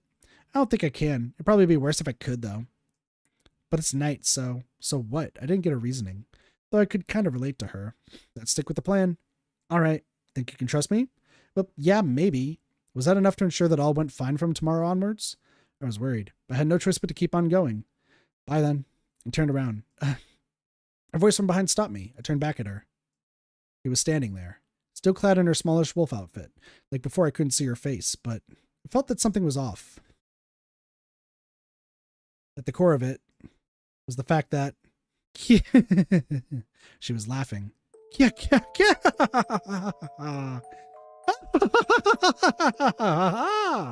Oh, it's the other her. Was this the... My oh my, what a masterpiece. I could hardly contain my laughter when you were acting out of your role. And to think that she fits that great Lord Shinai was weak, how thrilling and enthralling. You are the very opposite of God-fearing, aren't you? You're... What? Why not use the special powers you mentioned to see what I am? If you stay true to the lie, it might even become truth. Are you Haruchan? If not, then the wolf possession? My oh my, what a boring thing to hear from someone like you. You saw great Lord Shinai within the red mist, did you not? It was just an illusion. An illusion you could see. What have you seen so far? You breathe so much of the mountain's energy, yet you still can't comprehend its city dweller. You still do not understand what God is. God? Perhaps you will when you fall. Rise and see this hell many more times. Please tell me. Throwing away my shame and honor, I grabbed her by the shoulders and shook her. What are you? What's happening to me? What's causing this weird phenomenon? I do enjoy having a gentleman rely on me so intensely, but this girl might start to hate you. You're not the same person? Being questioned this much is tiring, so I'll give you only a single answer. There are 3 gods. Huh? I know that. The Okami-sama and 3 wolves. The parents and the children, right? Ah! You do not understand. Great Lord Shinai is a warped god made by smashing the 3 with a mallet and mixing them together. There are 2 more gods besides him. The So one of them is a worthless god that is as good as dead, and the last one is your enemy. With that, she shoved my hands away. Looks like a fine gentleman has joined us on the Starklock evening party. Let us meet again tomorrow, city dweller. Interesting. The girl dashed away and disappeared into the dark mist. I didn't hear a single sound after that. Sick. Gonna be learning so much. What up, Zach? Welcome to the stream. How's it going? I woke up feeling an overwhelming exhaustion. It was 5 in the morning, a time when Kanzo-san was already active. I wanted to sleep some more, but I couldn't let them suspect that I was a wolf based on the idea that I didn't get enough rest. After returning here last night, I changed my clothes, wiped my body, and wondered how I was supposed to hide the costume parts. In the end, I hid it under some newspaper, which was very cartoonish. If the humans found it just like that, I feel like the butt of some bizarre joke. A part of me did hope that it would be gone by that time I woke up, though. I think it is. I'd gone to sleep at 2 in the morning, and sure enough, the costume was gone by the time I woke up. Sick. Well, of course it would be. If the costumes remain, you could easily find the wolves by just checking everyone's homes during the day. Last time when I infiltrated Shimmy's room to mess with her guns, I hadn't seen anything like this. Also, if the humans found out there was something so artificial involved in the whole wolfing business, the Omibito side of the story, that the monsters had transformed into humans, would have been rendered unbelievable. No matter how much the locals revered Yasumizu's legends, I felt like the feast wouldn't get anywhere without the fear caused by the idea that they were dealing with something supernatural. Was the thing I'd seen the first time actually Yasunaga-kun or Tei-san wearing the wolf outfit? That didn't seem far off the mark. The mist and the darkness made the costumes look extremely convincing. No, because that was the first night, and they were still learning their role the first night. So that's not it. Maybe that was Great Lord Shinai himself as he appeared in the red mist that one time. According to Haruchan, that was a god, but... Forget that. What was Haruchan herself? How did she know about my looping? It actually seemed that she even knew about its cause. Possessed by the wolf, by the Okami, by the great god? There were 3 gods, and that had nothing to do with the Okami-sama being a group of 3. Was Great Lord Shinai a tripartite god? Tripartite? When one of the other 2 was my enemy. What the hell was that supposed to mean? She'd given me a lot of information, but it was all vague and uncertain. Were there mysteries and legends I still didn't know about? That'd make most of my current investigation completely off the mark. Was I missing or misinterpreting something crucial about the info I already had? God. This made me want to rely on Mamiya-san, Tei-san, or Rikako-san's knowledge. But this time I was their enemy and had to kill them all. Though this time Mamiya-san was in a decent state, so I'd ask her before I got rid of Hashimoto-san. She wouldn't know the true motives behind that. Why was Shimmy's face flashing through my mind every now and then? Well, it's because she has the necklace, right? That has the werewolves on it. Is she one of the gods? She might be like just one of the gods. That would be funny. I went outside, intentionally avoiding looking at the dorm, and headed to the plaza. Kanzo-san and Takumi-san were already there, and they told me about Shimmy's death. No one else was missing. Then, all that blood was... oh well, it didn't matter. As we waited in the plaza, we were eventually joined by Kaori-san. She seemed a lot better than yesterday. Had her mind stabilized a bit when she started looking at killing her sons in a positive manner? That's such a weird sentence. Let's prepare for the feast, yes? Yes. Yesterday we agreed on 5 things. We would focus on information control and gathering, as in we would avoid having secret talks and instead try to listen in on any that the humans had. We would avoid talking about things we weren't supposed to, like the cause of Shimmy's death. Haruchan would contribute to the feast once, then continue being as anti-elder and anti-outsider as possible. Kaori-san would declare that she would follow Yasunaga-kun's vote and do it even if he was voting for a wolf. And finally we would fake our guardians. However, I would be the first to act, and only from the 3rd day onwards. The plan was focused mostly on keeping them from looking suspicious or doing something they didn't have to. I was apprehensive about trying to get them to go wild like Shimmy did and have them kill more humans. After all, I didn't have to trust her charisma for that. Of course, my final goal was my own survival, not theirs. There'd probably be situations in which I had to use them as human shields, or just situations where it was an option, but... I didn't want to become just a murderer. A situation where I, not Haruchan or Kaori-san, was the one suspected was the best path to lead us to victory. Also, as an outsider, I had to gain their trust and make them certain I wouldn't betray them at this feast. You know, yeah, so this is also hinging on the fact that the snake didn't check Horaraki. So the snake hopefully checked somebody else that wasn't him. If that's the case, then sick. If the snake didn't, then who knows? And on top of all that, I would survive. There have been many unexplained deaths during this turn, but there was no denial that he'd survived as a wolf. I thought about those deaths, especially Yoshitsugu-kun and Mochi's, many times so far, but I couldn't really believe that Yasunaga-kun was the one who organized them. He didn't get rid of his allies. He stood up against Tayson, even if not as blatantly as she had when she was human. I also just realized something.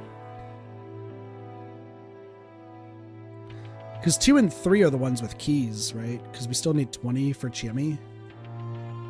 19 and 20. 3, 8, 19, and 20. Because I don't think there's anything else in 4 and 5.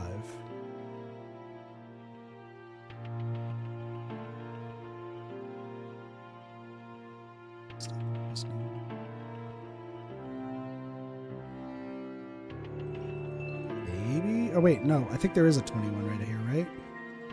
Yeah, 20 and 3. Interesting. And then wit, I think wit is all done. Sorry, I'm just checking this because like I didn't remember too much. No, I do need the 20. Why is there so much for 20? Once again, I still think 20 is Chiemi knowing about the loops, right? Like that's my idea, but I don't know. He didn't get rid of his allies to against Tayson. Yeah. Personally, I thought that was the right way to handle it. I had to prepare for anything while trying to make sure that all wolves survived. Anyway, I was silently preparing the food. By the time it was 7, everyone besides Chiemi had gathered in the dining hall. Yasunaga-kun's face was pale. Apparently she committed suicide right in front of his room. Seeing that right after waking up certainly wasn't my idea of a good time, especially when it was the girl you liked and respected. Mochi didn't seem too fazed by her death. He was too busy helping Yasunaga-kun cope with it. As for Haru-chan... Ni-chan, don't push yourself. Sit here. Do you need a cushion or a blanket? It's fine. I'm alright. Mochi, did you know any herbs that make people feel better? Oh, I guess I'll go look for some garlic or something. Garlic? No, stop! She was overdoing it. Did she appear unnatural? Was she supposed to act even more shocked than Yasunaga-kun? Feeling comfortable about this, I could hear her preparing the food when Takumi-san spoke up. As you already know, someone died yesterday. It's Chiemi. A girl died and so soon after coming home. There was some silent noise. Kari-san muttered Chiemi's name while I cleared it a gloomy expression. Told ya. You did, but I think this is weird. Can a human kill like that? It seems animalistic. Huh? Dumbass. What's wrong, Oribe-san? Nothing. It's just that the only local wildlife that attacks people are boars and moonbears. Did something like that show up? That ain't it. You know anything, old man? No. That was the end of the exchange. Had she mastered blunder well? Making the wolves say some things that only they could know was a good way for the humans to find them out. Mochi had fallen for it last time, and there's no guarantee I wouldn't slip up when I talked. I had to make sure I didn't fall into the same situation as she did. But beasts? Badgers? Was her body attacked by the bringers of corruption afterwards? I did take a photo. I'll say it again, delete it before you leave. If that's necessary. If you wish to see it, go ahead. And don't recommend it to sensitive people. About to eat after all. I really don't think any of you should look. You could tell by her expression that she'd seen it. She looked like she wouldn't touch food the whole day. Whether we looked or not didn't affect our chances of being found out, so I just raised my hand. Me too! He and I were the only ones who looked at it. The others surely believed looking at it would do no good. I took a look at the back monitor of Hashimoto-san's camera, an expensive digital eye model from just last year. Yeah, it was completely different from what I'd seen. It was actually pretty close to the results of the corruption I'd seen in the previous feasts. It was a mountain of chewed and torn up meats and bones. It made me nauseous, or at least I acted like it did. I was used to it at this point. That's awful. Oh, this isn't Wolf. He actually said something other than the wolf is coming, and even asked something. In response, Kanjo-san just grunted, clearly displeased. He wanted to use this as evidence to hang the wolves in the feast, but there were some problems. One of them was that Chiemi seemed to have died to the corruption. It didn't make sense. Chi-chan received the corruption.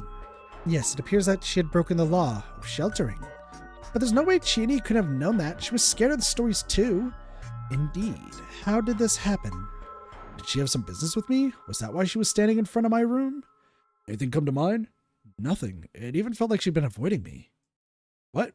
Was the idea that she committed suicide about to be glossed over? Was it because they didn't find the gun? That would be... Lying right now would be dangerous. Anyway, we didn't expect this. Let's eat, clean her up, then talk about what to do next. Wait, I'm not an expert, but shouldn't we preserve the scene of the crime? Wouldn't it be bad to not clean it up? To us, it's way more important to get rid of the corpse in front of us than finding whoever did it. I see. Hashimoto-san, let's just listen to them. Oh, will the cleanup be done by Muro-san and Kashima-san? Yeah. Then Kyu-chan and I will watch the dining hall surroundings. The rest of you, try not to wander too far away from here. Isn't that for the best? What do you think, old man? You're the monkey, ain't you? Yes. I'll leave the patrol into ya, and bring whatever bites. Oh, I see. Very well. Hashimoto-san pointed out the necessity for patrols, came out as a reliable volunteer, and became even more trustworthy. On the other hand, he was giving himself away to talk to Mamiya-san in secret. Was it his way of separating her, whose identity wasn't confirmed yet, from the rest of the group? I had to calm down. The first part of his move was obviously great, but I wasn't sure about the second one. Hashimoto-san was an active player, but I couldn't tell which of his actions were intentional and which were coincidence. So, anyone who can eat should just do just that. I'd like to have some too. May I? Yes, certainly. Would you like some too, Takumi-san? Yeah, of course I'll have some.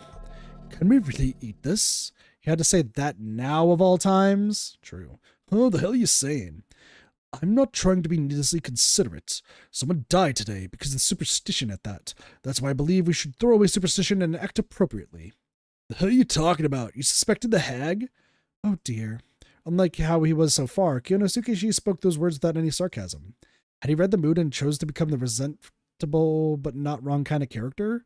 That's pretty much kind of how he always is. Like, he always knows what's going on, just no one listens to him. No, he wasn't that considerate. You should Sugu-kun stop. Nosato-san isn't wrong this time. If you're gonna mope around, then shut up. Mom, you tasted it, right?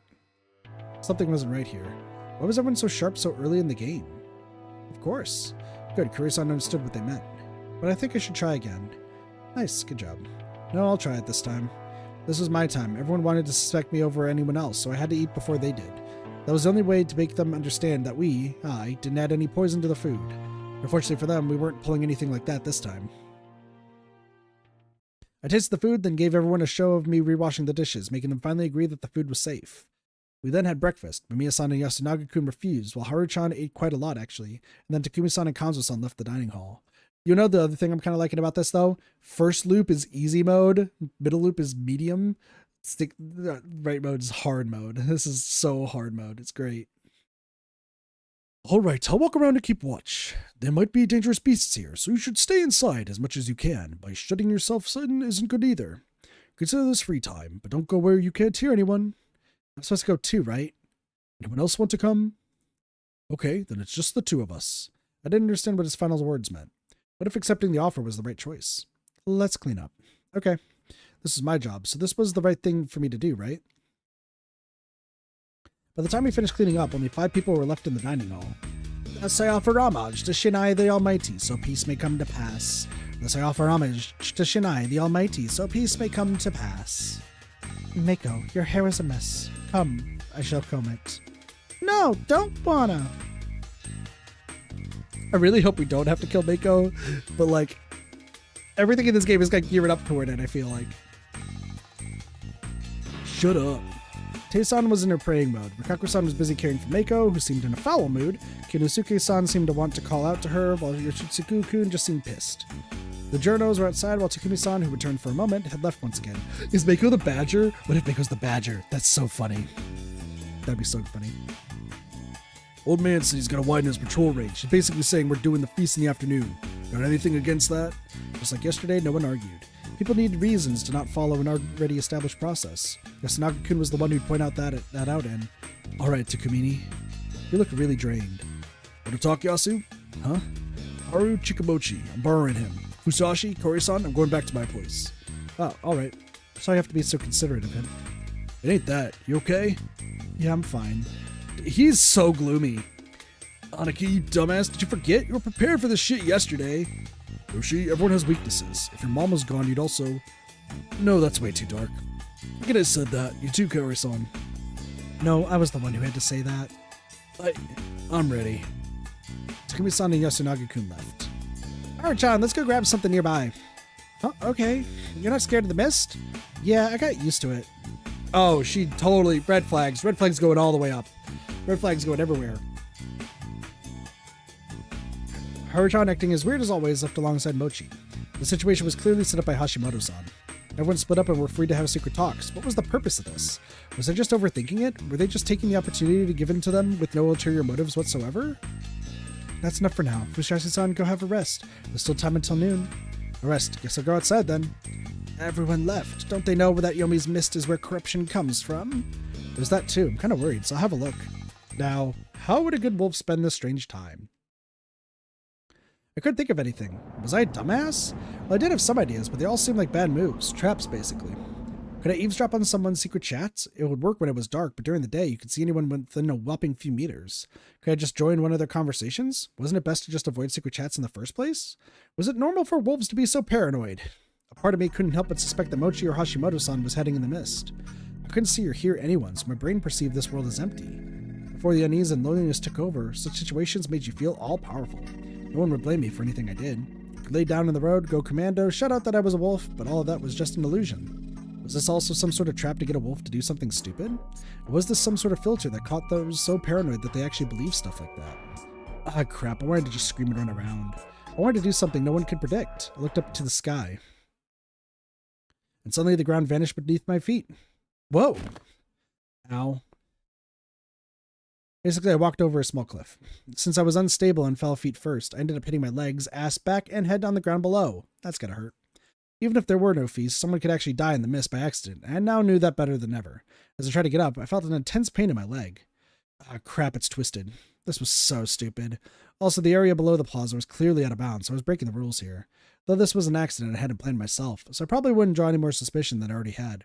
As I stood up, "What are you doing?" I heard a voice behind my right side. Along with it, something metallic. I instantly raised my hands, but the pain that came over me made me groan. Ow, ow. I nearly fell to my knees out of pain, but I was afraid that he wouldn't tolerate any sudden movements, so I just slightly bent my body. Well? Yes. Twisted it?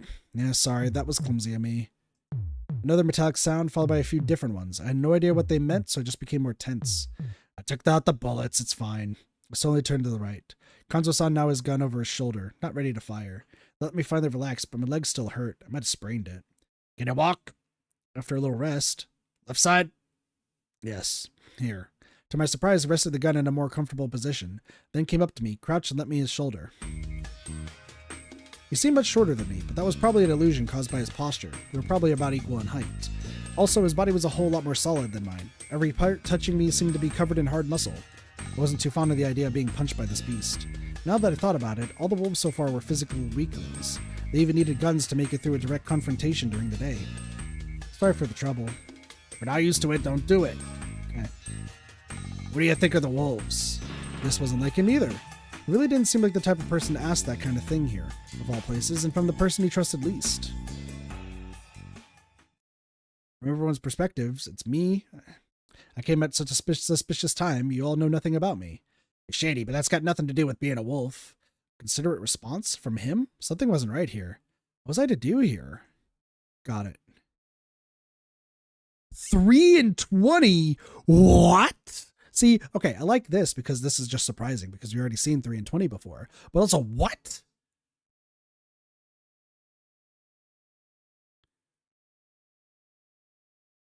See, I would just like to have like just one choice and another choice that was like bullshit that still just goes to this one. Oh, Haruchan. The moment I said that, he stopped walking. It made me put more weight on my left leg, making me groan in pain. What about her? His grip seemed to be unnaturally stronger. Well, she was really afraid of the mist yesterday, but now she's not. It doesn't seem like her. Nonsense. So it is like her? If it's for men and children, women throw away their hang-ups. For a moment, that sounded like sexism, but then I realized it could be interpreted as criticism of men who often clung to their biases no matter what. That aside, analyzing his words made it clear that Haruchan's change was because of a man. Oh, Yasunaga-kun. Does she like him? Everyone's saying that. Everyone, huh? That was the countryside for you. Love stories had nowhere to hide, poor Haruchan. But Yasunaga-kun was very shocked that Chimichan died. Young and hates and loves a bunch of trouble. That never changes. He resumed walking. Basically, he was wary of any suspicions directed to his granddaughter because of some worthless childish soap opera stuff. I could totally understand that. The truth was that she was actually a wolf, and she was acting like that because she was overdoing the plan I'd set up, so the suspicions were completely right. In other words, those suspicions could fade even quicker if someone presented an even simpler story as an alternative. I'm curious, what keys am I missing? 1, 3, 8, 9, 19, and 20, which are all the big keys that I'm waiting for. Except for 9. I don't know if we've seen 9 yet. Like a lock for 9. Meh. Actually was kind of falling for Chimichan too. Before the mist came, I asked her if she was seeing someone, and she said that she was. I then asked if she was in some other town, but her answer wasn't clear. But she also said that he was cheating on her, so she was thinking of breaking up with him. What a sudden change. That true? He gripped my arm really hard, and I, grimacing at the pain in my leg, looked straight into his wrinkly face. Hey, it's true that she told me that, but I don't know if she was telling the truth. Also, I don't know who the boyfriend is. Could be someone else. After looking at nothing in particular, he turned away from me. I do think Yasunaga-kun's a good kid. He didn't give any sort of response. All right, I just sown the seeds of malice. Once I returned to the dining hall, Tae-san took a look at my injury. He told you not to go outside, foolish child. I'm sorry, it really is dangerous. I'll just stay put now. As you should. Tae-san brought a hand towel from the counter and skillfully bandaged my leg. She even put down some weird leaves on my skin. Apparently they helped with sprains like this. She then took a wet towel in a plastic bag and applied it to the wound. It was a substitute for ice and worked better than you think. Despite this being a medical matter, Kinosuke refused to get involved. Orthopedics weren't his specialty, apparently. Oh, I didn't realize that was happening. Oh, shit. Weird. I was checking the time. That's what I figured. Okay, they're still awake. What kind of doctor is Nosato, by the way? Also, orthopedics are not that bad. The empty pride he displayed when saying that actually calmed me down. It was very like him. It pains me to see you injured like this, but I am glad that it does not seem so bad. Sorry for worrying you. Ah, did you break your leg? So you know what broken bones are, huh? Anyway, no, I sprained it. Sprain? Sprain. S-P-R-A-I-N-E-D. Strain.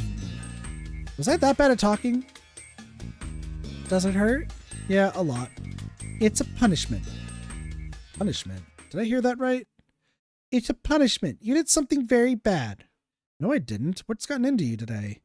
I am sorry. I do not know why, but she has been like this all day long. She really did seem like she was in a bad mood. Had she seen something? I was worried for a moment, but Mako didn't say anything more. She just continued being sulky. What was her deal? Is she the badger? That's going to be so depressing. Eventually, everyone returned, and this ended up being nothing major. My injury was actually the biggest event. Some were worried, some picked on me, some scolded me for not being careful. Their reactions were varied, but it didn't look like anyone suspected me because of it. Yasunaga-kun was in a better mood today. When Haruchan and Mochi brought some foraged goods, he thanked them with a smile. There was a debate about whether we'd actually eat the stuff. Tae-san said something about the corrupt mist. Kinosuke considered the possibility of them being poisoned plants, etc. We chopped it all up, put some sauce on it, and the volunteers, the children, Hashimoto-san and the industrious food critic Mamiya-san, ate up. Nothing happened, of course. Because of my injury, no one wanted to go outside anymore. An hour after lunch, Kanzo-san said it was time, and we began the feast.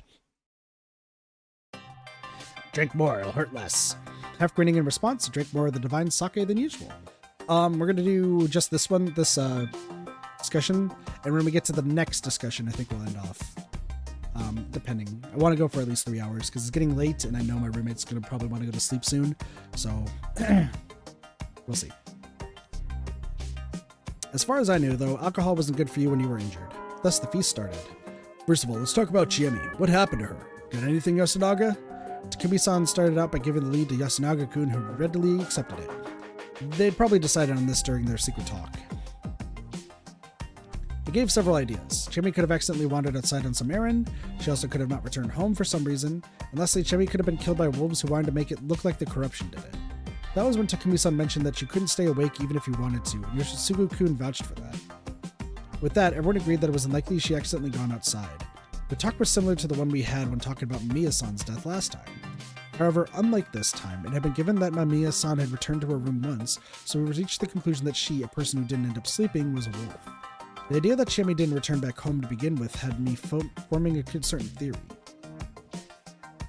According to Chiemi from the first loop, you could be outside until 8 in the evening. Yesterday, I woke up at around 10 p.m., meaning that anyone in the rooms between 8 and 10 p.m. would go to sleep, or rather be forced into sleep. That was when the wolves would be woken up, get in the wolf outfit they were given during the night, and do their deeds. From what I could tell, the humans would stay asleep. That was why they were always killed without putting up a fight. Makes sense. Oh, this is hot.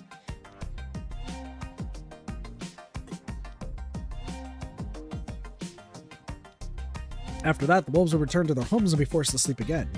Then the wolf outfit would be picked up and they would wake up the following morning. The Feast of the Yomi Purge wouldn't work without the sleep function. However, I knew for a fact that people could die by just being outside their rooms. The first time it happened to Mamiya-san and Hashimoto-san, who wanted to spend the night in their van, while Yoshitsugu-kun was torn apart because of his own recklessness. Last time, if you excluded Mamiya-san, a wolf, Yoshitsugu-kun suggested going outside right after everyone went to bed. The first time, he'd probably gone outside long before everyone was forced to sleep. Basically, if you were in a room at a certain time, you would be forced to go to sleep.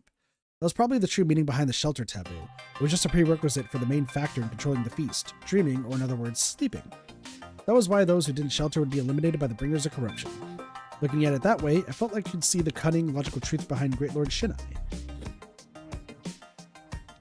Anyway, the main matter right now was Chiemi. I had no idea how she could survive outside until she committed suicide, but I would just assume she did.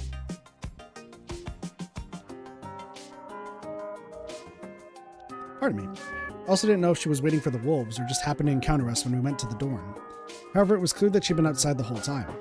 Yasunaga-kun also believed that and said that so to everyone. His own idea was that it was actually a murder made to look like a rule violation was dismissed because Chiemi's futon wasn't even spread out in her room. That meant... Oh.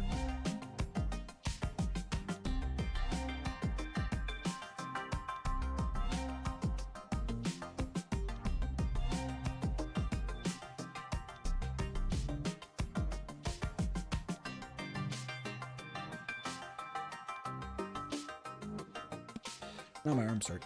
Maybe we'll get to bad ending. We'll see. Because I feel like my allergies are going through the roof right now. That meant that she hadn't even attended a dream last night. So you're saying that you don't know why, but Chieni's death was like an accident? And that the wolves still haven't killed anyone, right? Yes. After Yasunaga-kun explained his position, Mochi interjected. He was a passive participant, really good at it. Most of his few words were on the mark. He was also the monkey, so no one had to worry about him trying to mislead people. So you're saying that the wolves themselves hesitated to kill? That's what I think. That misinterpretation was actually good for us. Though we didn't plan for it, we got rid of a human, and there wouldn't be a hanging today as a retaliation. At least a part of me hopes so. I don't think so. Kanzo-san argued against it, of course. Why? It's too good for the wolves. Sharp. I see where you're coming from, but we must know what really happened to Chiemi before we could say that. It's the other way around. Say it, Yasu. Huh? Someone died at night. Normally it's the wolves doing. Just say it. But Teiba and the old wolfman said that it was the corruption. That's what I've thought, but it's difficult. The wolf is coming! Good enough for me. Then how do you explain why Chieni's futon wasn't spread out? Doesn't matter much. Yes, it does. Yasu, shut up. Kanzo-san's words were full of irritation, if not anger. It brought a change to everyone's expressions. I was the only one who could see this rationally. After all, I was the one who caused this. I presented him with an unproven personal matter between me and a deceased girl, maliciously giving him several ways to view it. One of them led to the conclusion that Yasunaga-kun was a dirty cheater who played both Chiemi and Haruchan. I had led Kanzo-san to that convenient idea without putting myself at any risk. I wasn't expecting us to avoid today's lynching to begin with. Thus, I would instead gain their trust by just leading them to the truth. There's another possibility. Chiemi-chan could have committed suicide. The idea shocked everyone, but it was actually easy to explain. It was true, after all. Someone who'd commit suicide wouldn't prepare their futon, and since the suicide was enough bloodshed for the night, the wolves didn't kill anyone else. It was an answer that led people to combine the idea that the wolves didn't kill, but planned to. Then why was her body in that state? What kind of suicide leads to that? The wolves saw her body after she committed suicide and just left it there, letting the local beasts have it. Does that make sense? You got beasts that could do that? In this area? Old man. He wanted to prove that the wolves were out for blood, but his knowledge as a hunter denied the possibility of there being such beasts here. So I helped him out. Now, this isn't something I wanted to consider, but it might have been a monster, maybe a god. Think about it. There's definitely something that brings the corruption. There were a lot of dead dogs on the first day, right? If there was a being that could do that around the area, it could easily find Chiemi's body and do the same. It could be Yomibito, a badger, or a real wolf. Well, it is true that there might be something spreading the corruption. Oh, how terrifying! Musashi-san, please don't needlessly frighten people. That's not my intention. I actually do think there's an unidentified menace around these parts, and we should be wary of it. It could be the reason why the corpse was destroyed. Shouldn't we keep that in mind? Well, you're not wrong. Wait, even if that was a suicide, there's no proof that the wolves wanted to kill, right? Also, I don't think that Chiemi's the type to commit suicide. Yeah, there's no way she would kill herself. Please calm down, everyone. So he joined in. How would he handle this? Can I give my opinion? Go ahead.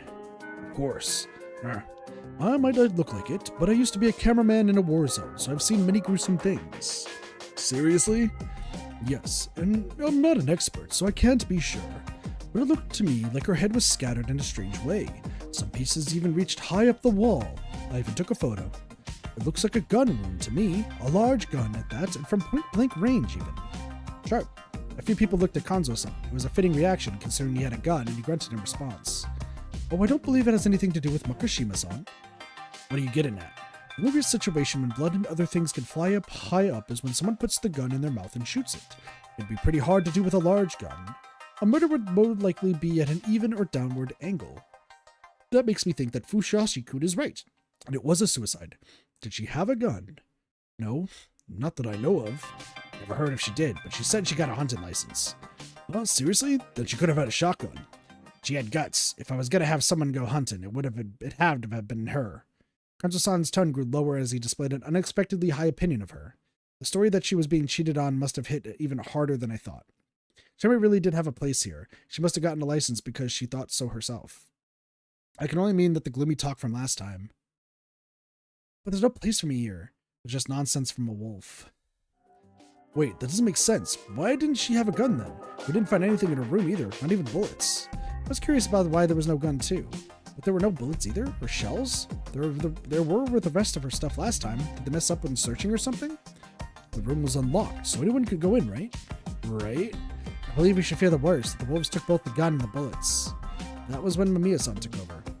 I do understand that it doesn't make sense to fear a gun that, for all we know, might not exist, but I believe we should check everyone's rooms. I'm not sure if they would hide it somewhere so obvious. What do you think? I think it's important to show that we're willing to search. Let's do it. Fine by me.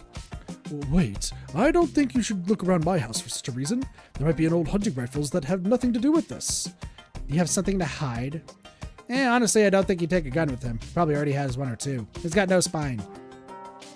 Chikamochi, but he's not wrong. In fact, the very idea of taking something like that from a corpse is making me nauseous. Chicken. Afraid of corpses, huh? Or that's why you can't make it as a doctor. No, why? Stop it, Yoshitsugu. Nosato-san, please forgive him. So he really was afraid of corpses. Man, the guy sure was hard to make use of. Still, there was no reason for us to be afraid here. After all, we weren't the ones who took the gun. I could only assume it was the Great Lord Shinai again. Thanks to Hashimoto-san, just about everyone now agreed that Shimi had killed herself with the gun. Okay, well, it's nice that he's helping us out, but also at the same time, it's scary. Proof was a very important thing. The people of Yasumizu really had to realize that by cleaning up the corpses right away, they made it harder to find out the truth. Even Yasunaga-kun accepted that Shimi had committed suicide. He was now muttering something like, Chiani, why? Kanzo-san looked at him with extremely intense eyes. If he connected the story from before with the suicide, he could assume that it was the result of the love triangle drama. After all, she committed suicide in front of Yasunaga-kun's room. With that settled, Takumi-san spoke up again. So what do we do today? We hang it or not? For a moment of silence. She wasn't killed by the wolves. That's why we shouldn't lynch anyone. We said we hang it if someone died. It wasn't the wolves. May I say something? What is it? I believe that Serizawa-sama was acting on the spider's mentality. Huh? What do you mean? What? She took the corruption in herself. She protected us by acting like the spider. Wise and brave as she is, Serizawa-sama could easily do something like that. Tell us more. Last night, she might have drawn her own blood to protect those with guardians amongst us. She might have committed suicide after witnessing the arrival of the wolves. Chia-chan, she might have been violent, but she was honest and gentle too. Hate that, she just had guts. Then, were the wolves really planning to kill her? Surely you're not overthinking it. But honestly, I can't think of any other case in which Chiani would commit suicide. Arnie, if Chiani didn't know what to do, she'd choose someone else before herself. She knew exactly what she was doing here. And she always stood up to protect us in school, didn't she? Chiani. What do we do? It looks like they will want to hang someone today. I would want to vote on it, at least. Hashimoto-san, you must survive. This might be necessary to accomplish that. But if that was really her reason, then Serizawa-san didn't have a guardian. The snake must still be alive, or he or she has information for us. And if everyone here can band together against the wolves, then the situation is very different from how it was yesterday. I'll still listen to my conscience and vote against killing, but I'll accept the results. Alright, we'll raise hands for it.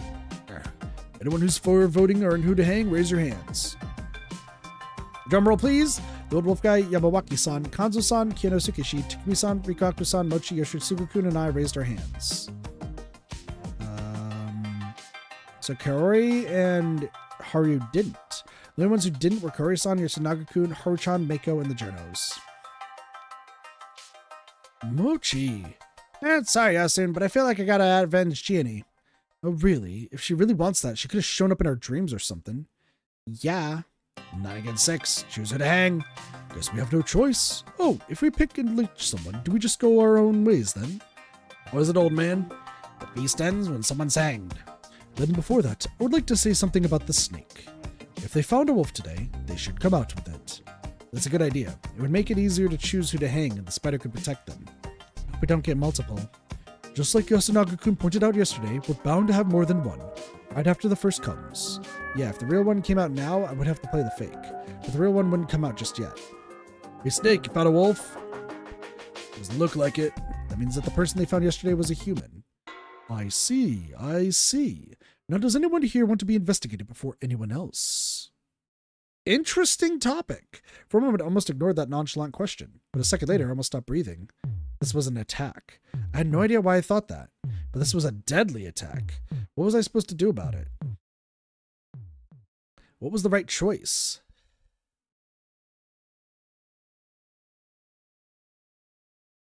To not raise our hand? Because if we raise our hand, we're going to be seen as a wolf. It's a good attack.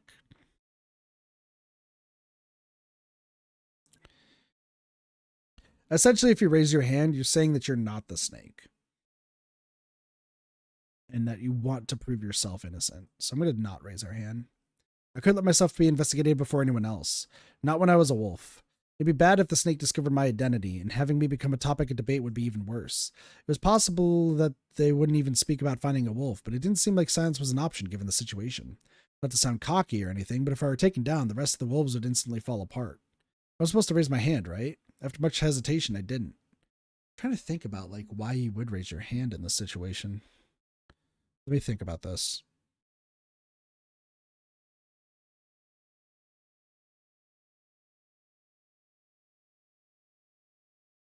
If we raise our hand, it tries to say like, it tries to show that we're the one, but that gives us the credence that we can't say that we're the snake, obviously. If we raise our hand, it shows that we actually have no guardian and traps us into that hole. And even though if we raise our hand, we could probably deduce who the snake was. Oh. We might have wanted to raise our hand to see who the snake was. And then go back. That might have been what it is. We'll see. On the other hand, 5 others raised their hands. Kanzo-san, Kyonosukeshi, Yasunaga-kun, Mamiya-san, and Yoshitsugu-kun. Who are all innocent.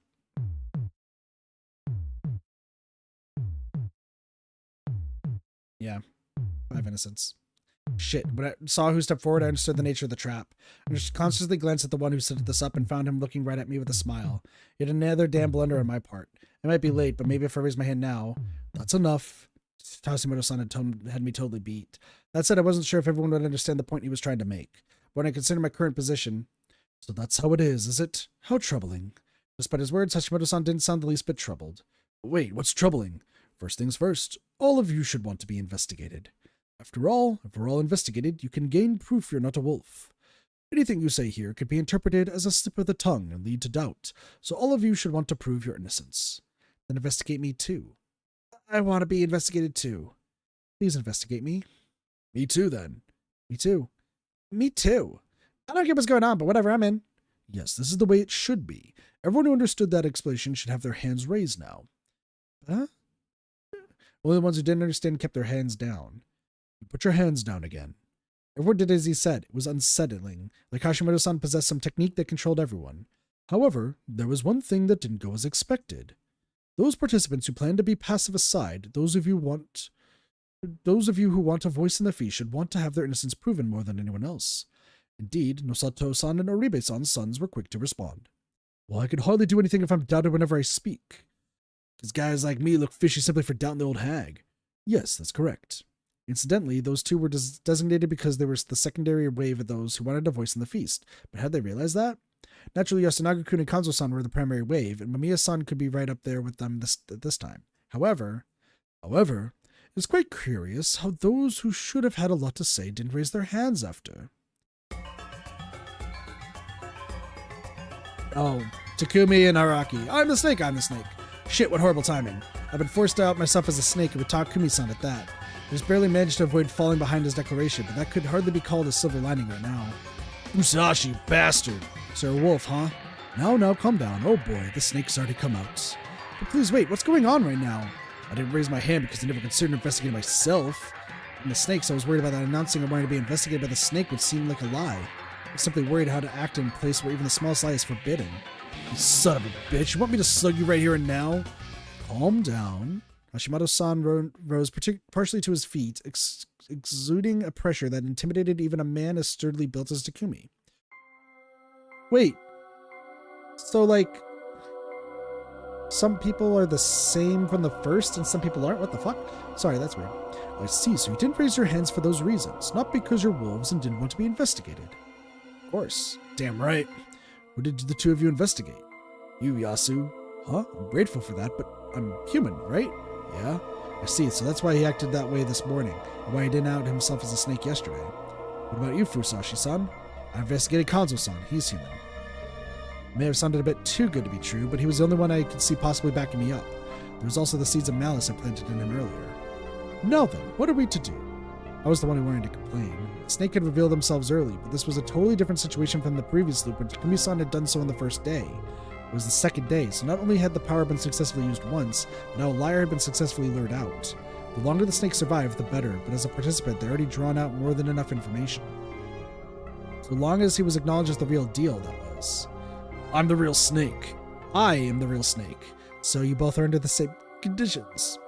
Like hell, the damn bastard's lying. You're the liar here. Indeed, without any contradictions between us, neither of us can be selected. Crazy. Oh, we lost. Damn. Good play, Hashimoto. Fuck. I was like trying to figure out the best way. Good way to put it. Why don't we let them be and observe how they act? Yasunaga-san reached the conclusion, but no, let's hang them both. Yeah, of course this guy would say that. Guess trying to get him on my side was a bust. Yeah, that's fine with me. Wait, what? I know that Yasu's a human. I'm sure the old man's a human too. I don't think this lying bastard would be brazen enough to claim one of his fellow wolves as a human at this point. That old man Kanzo, I know, would have killed himself the moment he learned he was a wolf. I kept wanting to say that wasn't true, but unfortunately I knew nothing I said could convince them.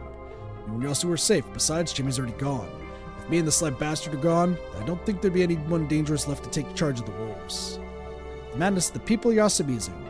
No one else is crafty enough to be suited as the leader of the wolves. I know that better than anyone.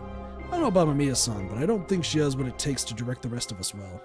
You're saying I'm not clever enough? Maybe being seen that way is a good thing in this situation, but it ticks me off. No, I meant that you're acting as an outsider. As long as that's true, you couldn't lead the rest of Yasumizu. I see. Then I agree. There you have it. Go ahead and hang me if you want, but get rid of Fusashi first.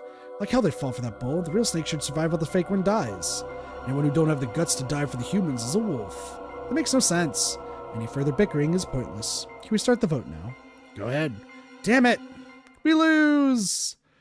It wasn't even a contest. The vote was 13-2 in favor of lynching me, a crushing defeat. I'm sorry, Haruaki-sama. Rikaku-san, the only one who voted in my favor on the grounds that those who claim to have guardians shouldn't be taken lightly, was the one pushing me. Please don't worry about it. In fact, you shouldn't be nice to me at all. People might think you're my ally too. What do you mean by two, Fusashi-kun? Remember this, Hashimoto-san. Your stupid trap that relied on pouncing what people said will have cost the humans the real snake. Yes, that may indeed be possible. This man was insane too. His words lack substance. Perhaps he'd gotten too used to insane situations and taken up a relaxed attitude to handle any gruesome circumstances. Made sense. I've been a sore loser and slipped up this time. He'd won. Rise not. So rise not, is it? I would return. I was hanged and died. I swore I'd return, and when I did, I wouldn't let these people kill me. That thought repeated in my mind until my consciousness swiftly faded into mist. Fair play. Fair fucking play. Dude's hella smart. Good shit, dude. That was well done. That was really well done. I love that. You've done it now, a chief typical werewolf mistake here. Avoiding it's simple enough, so let's get to the hint. Bad N23, lowered hand lynching. Well, as you may have guessed at the title, all you have to do is raise your hand. Go back to raise hand. It's only one back, so it's easy to do. Yeah. Another hearty death. But this is where we're going to stop, because we hit 3 hours. So...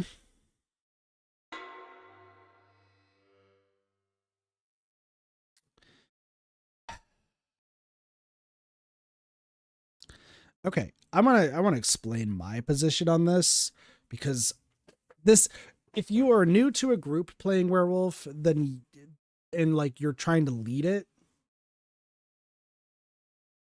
If you're new to playing werewolf or mafia and you're trying to do this, raising your hand and like you're trying to help lead or like guide a conversation, then raising your hand is definitely the best play. Or if you think that you're the one looking the most suspicious, that's the best play.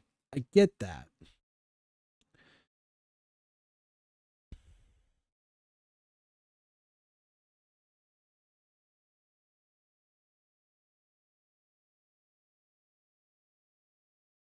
But like I'm thinking about how I play like deception based games and how I play like how I played Werewolf and Mafia in the past and Town of Salem and Among Us and specifically like Town of Salem. With that being said, like asking who should we be investigated, who should want to like raise your hand if you want to be investigated. I don't tend to like lead in most of these situations, so I play a very like middle of the ground, like not super passive, but like just helpful enough to where I'm kind of always on the fence with everybody. So I binge on thinking others are more important to that group and thus they should be priority for investigations. Yeah, so like the most important people, which is why like it's hard knowing how I am with this, and then Haraki, because Haraki is also like leading a lot of the groups, right? He's the one that's leading a lot of he's trying to help lead the conversation next to Kanzo and Yasunaga, right? So if you're leading the argument or if you're leading the discussion, you should raise your hand immediately because you want to prove why you deserve to be the one speaking. And in this case, Haraki does that. The reason why it doesn't click with me so much is because since I always am middle of the road and I don't tend to lead unless I know the group I am is like simple-minded, which I hate to admit, but like there's sometimes you'll play with groups in deception-based games where you'll catch on really quick that the people you're playing with are really simple-minded and you can kind of just steer them whichever direction. So like that's the point where you can talk up and just like completely encompass people. I've done it a few times. Kind of fun. That being said, most of the time, if I'm playing with like a group that's pretty well with deception and like high, like I would say high skilled and high ranking players, if you want to do a ranking system in like deception based games, I would say that like usually I end up playing middle of the road because the people who I usually spend like the first 2 rounds getting a feel for how people play, because a lot of people, which is funny because it's not even myself included in this one, but a lot of people usually have a specific way they play if they're innocent and a specific way they play when they're not innocent, right? It differs from person to person, but usually there's specific tells, and you can see that in this game. But the way I play is I play the same every single time, so it's really hard to kind of like figure out what's going on with me personally when I play. But I gotta remember that I'm not me playing this game, I'm Haruaki. So I'm missing some like obvious sort of tells here. And it's like, oh, for me, like I would just do like a little bit of chaoticness. And if I'm with like a streamer or something, it gives them content, so they're not going to kill me. And if I'm playing with friends, I'm just doing this because I'm just the funny loose cannon, even though I might be the most deceptive person there. And depending on who I'm playing with, I just kind of control conversations pretty damn well. But Haraki doesn't do that, especially because he's an outsider. And I don't think I've played a game. What up, please? How's it going? You just got here at the end of the stream. But like when I play like Among Us or like Town of Salem, depending on who I'm with, I know I can usually like kind of control the conversations for the most part, depending on who I'm with. And most of the time I'm playing with people who like are always wary of me from the get-go. So it's funny. I think the last time I played Among Us, every single person came for content. I'm sorry. Blaze, you should watch I don't know if you watched the previous streams of this, but you should, because like there's a lot of good stuff. Or you should play the game yourself, honestly. You're the one who recommended this to me. But no, I'm running. My voice is starting to cut out, and I've been sneezing and such. So. But what I was saying, sorry, is that the The last time I played Among Us with people, there was a regular rule that was never trust Kit. And that was the truth. Like, you join into the game and like what everyone told you right off the bat was never trust Kit. Ever. I hope you like it. Oh, I'm loving it. I'm loving it, Blaze. The unfortunate thing about playing off very clever cutting tricks and portrayals is once you do it to someone once, they realize that every time you ever say it and do a suspect. See, that's what you think, Cybernetic. That's what you think. Sorry, let's go back to the main menu real quick. So you got the cool intro stuff. But that way you got some music here. Here's the thing. I've pulled off the same tricks so many times.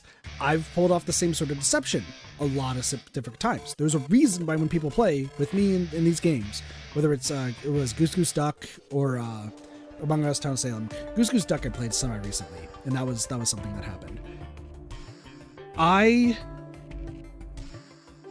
like the whole time we played, it was always never trust Kit.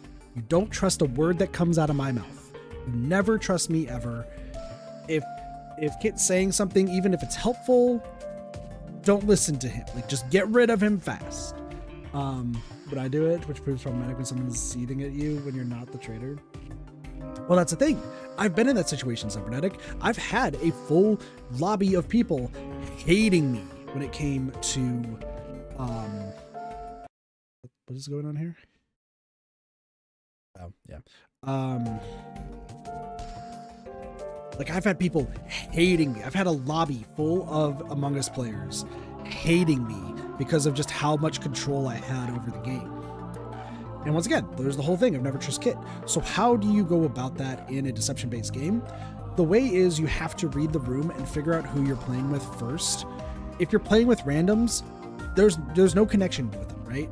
You as a person are not going to be able to connect to randoms when you're playing like Among Us or something similar, because they don't know who you are. If you're playing Town of Salem, most of the time, they don't know it's you because you've changed your name, because that's how Town of Salem works. Same with Goose Goose Duck, with Among Us. If you're playing with randoms in that game, there's no connection. So like, you're just hoping for the best throughout all of that. You could be the best goddamn liar out there, but if you're playing with randoms, they don't know that, and they're not going to take the time to know. So those games are more or less based on luck. But you could use kind of context clues to kind of figure out who you're playing with, how they are, and as long as you don't die immediately first, you can usually use those context clues to help you further out, whether you're innocent or not. Now, when you're playing with friends, this is going to sound horrible, but I'm a horrible person, as I've been proven apparently multiple times. So, what do? You just manipulate the fuck out of people. You know who they are. You know how they act. You know what they like. You know what they don't like. You know what they'll listen to. You know what they won't listen to. If you play with people that you know of, or even if you know you're going to be playing in a long session with a bunch of people, you need to use those context clues and use the knowledge of those people to your advantage in those games. Don't do this in real life. If you do this in real life, you're an even worse person. But in games, use it. Less people know each other, the more it becomes a lot more strict mechanical evidence logic rather than personal dynamics. Exactly. That's why you get things like, oh, this is the meta. Okay, everyone, run it back from square one. Just seeing his behavior changed. Yeah. But when you're playing with friends, this is the big thing, is if you're playing with friends or like people that you know, or like you're going to be doing a long session, like a 2-3 hour session of these sort of games, how do you win this? How do you adapt? If you're playing with streamers, first off, I just want to make this abundantly clear because some people still don't get it, but like, it's so obvious and I figured it out so fast. If you're playing with streamers or content creators that are playing the game and streaming it, if you aren't, or even if you are, you have to be the one, you have to be essentially fight your way to be the one bringing the content to their streams.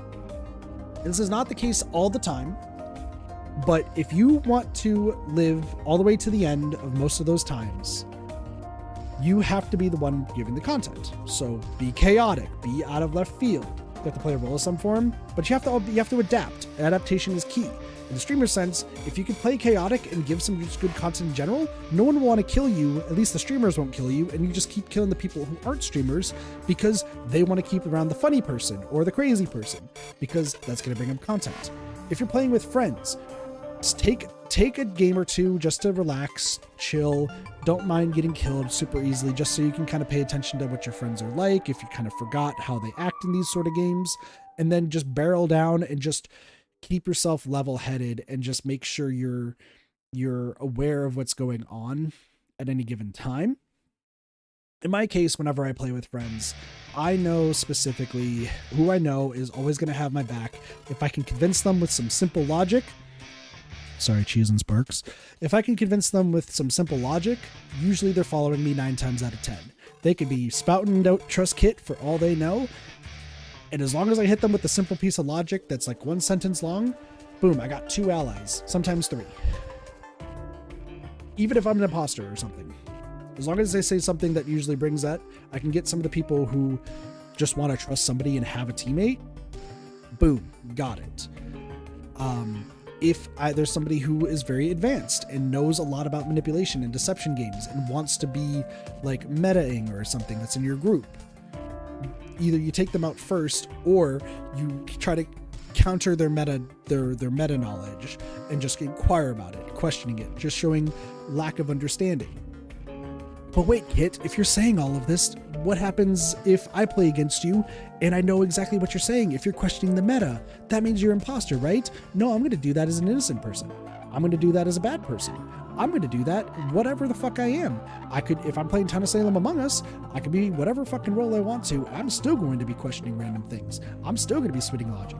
Because the big thing is, I want all of you. If I'm playing against you or with you in Among Us, Town of Salem, whatever deception game it is, I want the numbers. And I want to make sure if there's somebody seething and wants me dead, well, fun fact, I'll make sure you die first, no matter what I do. Even if that means wasting a button right off from the get-go, I will throw you under the bus super hard because you're already seething with rage and just want to see me dead, win or lose.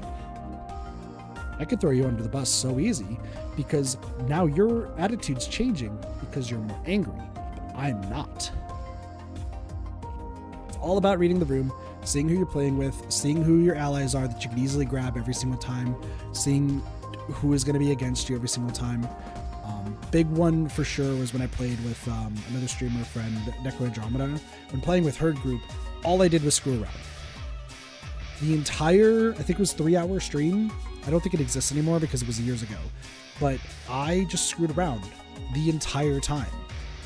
The problem with that was, to everyone else, is me screwing around meant that not a soul wanted to kill me and everyone wanted to keep me around. But what did that do? It just gave me every information on who was evil and who wasn't. And even if I was evil and screwing around, I was still killing people while screwing around, and everyone's like, oh, it's just Kit screwing around. It's reading that room, figuring out who your allies are, who's going to keep you alive, who's not going to keep you alive, and just running with it that entire time. And it sounds very easy, right? I might be making this sound super easy on how to play manipulation and deception-based games, and I'm not trying to say like I'm a professional manipulator for these sort of games, even though I most definitely am, because like I'm hyping myself up here, but like it's a fucking true statement, and I know Blaze has seen it because Blaze was also part of one of those early streams of that, but a lot of other people I played with can also attest to this. There's 2 people that can't stand in deception-based games. Sheeples, who just follow everything and just want to be as passive as possible, making them so worthless in the end that they choose the dumbest decision every time. They're aggravating because they don't listen to reason, and they're just there because friends are there. If they're not going to play the game, why are you there? That's my opinion. And 2, people who are hyper aggressive and slandering your character. There was a stream that I was on. They brought 2 people who were just somebody's friends from just somewhere that like, oh, we were watching the stream, we want to join in. And they watched the stream. They knew how I was. They knew that like They were like trying to figure out, oh, what does the deception part of Kit? What's the true part of Kit? Let's figure it out. And I didn't care. They're two random fuckers that I just didn't care about at all. And they both, fun fact, became imposter, and I was innocent. So they tried following me around so that way they could kill me immediately. But luckily, because I had some friends that I already, like, they would believe me no matter what, they also joined in. So they couldn't do anything because there were 3 survivors compared to 2 imposters. So they couldn't really do too much there. So when they did get a kill, they did try to throw everything to me. They tried throwing me under the bus. They tried to meta the shit out of it. They tried to shut me down and like try to prevent me from talking. To which Nice Kit, who sometimes exists, disappeared so fucking fast, and I reamed into them so much, both of them. I didn't care who was the actual killer in this case. I reamed into them, broke down their personality, actually hit them in with probably some actual real insults, because I hate when people try to attack me personally. And if you're going to attack me or some of my friends personally just because of a game, that leaves the door open for me to attack back. And I reamed into them. Both of them had nothing to say. They were both voted out as imposter. We won, but they were like, I don't think we want to play anymore. And I was like, good riddance, because waste of space should leave. And they both left. So 2 people I can't play deception-based games are people who just have no interest in playing and just are there for why not, and people who want to be assholes personal level. Because if you bring that shit into a deception game that's honestly supposed to be for fun and you're just supposed to like see who's the better person at deception and everything, whatever. But if you're going to attack somebody's character over it, you can attack my character, that's fine. I'm going to still make you feel shitty, but like, it's fair to attack my character. Not a good person. We've already been through this. If you're attacking my friend's character, if you're attacking people that were playing with this character that I'm having fun with, that ain't gonna fly for me. And I will shut you up so fast and ream into you with the logic. So that's how I play deception-based games. If you're wondering why we haven't played Among Us or like Town of Salem on stream before, whether on Twitch or YouTube for years and years at this point, or why we haven't played it simply, once again, it's because no one wants to play these deception-based games with me. And you can, once again, ask anybody I've played with who would theoretically be in one of these games, and their general demeanor is Kit runs the show. It's not fun when Kit's there because he's just gonna run with it the entire time. He's too good at lying. He's too good at deception. Thanks for inflating my ego a little bit when they say that, but it sucks that people don't want to play because of that. I did get invited to Adori, who was on the Danganronpa stream yesterday. I did get invited to their Among Us play game. The problem is there were 2 people in that group from near the end, I believe. Or actually, I think they were there the entire time, but they were predominantly there in the end, who were also on that list of people who don't want to play the game with me. Specifically for how I was during Goose Goose Duck, which once again is fair because those people liked to just not do anything and sit around and just go with the flow of things. And I wasn't a fan of that, so. I am talking too much. My throat hurts. I wanted to stream Graveyard Keeper after this. That's why we stopped at 3 hours. It's been 3 hours, 23 minutes. But I was like, oh, I'm going to stream Graveyard Keeper. But my throat hurts because I've done a bunch of talking yesterday for Danganronpa. I've done a bunch of talking today. This is what I was talking about. Talking 3 hours today for Raging Loop, doing all the different voices.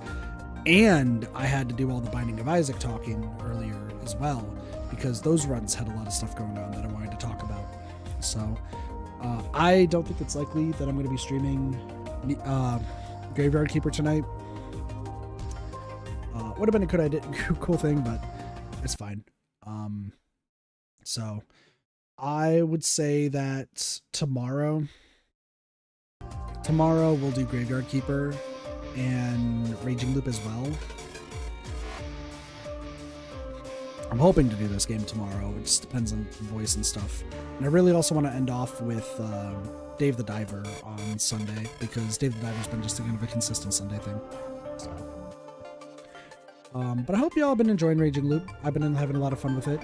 Once Raging Loop is done, I just want to remind everyone that we are going to be doing more visual novels moving forward. So I already have the next one planned after this. I hope you all are excited for it. I will tell you all later, but I don't think I've said this yet, but we are going to hold off on doing the second run of this game when we get to that point. I know that there's a second run where we have like different like we can hear the thoughts of the other characters. We're gonna hold off on that. So usually when I do a second playthrough, I'm gonna like hold off on like a month or two for that. So we'll probably like jump back and forth between stuff. So I just want to let y'all know about that. With that, that's everything I want to talk about. So thank you all so much for watching. Hope you enjoyed. We might be back with Graveyard Keeper. I know it's like 12:30 at night, but it just depends. We'll see. We'll see. This room is hot, so there's not so much of a second playthrough as like the other half of the game. I'm calling it like second playthrough because it's still going through the entire game again, just with actually Cybernetic. Before and off the stream, you have played the other half of the game, correct?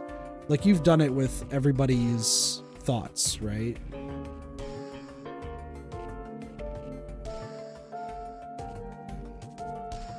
I would assume as such, since yeah, you've seen Revelations mode, yes.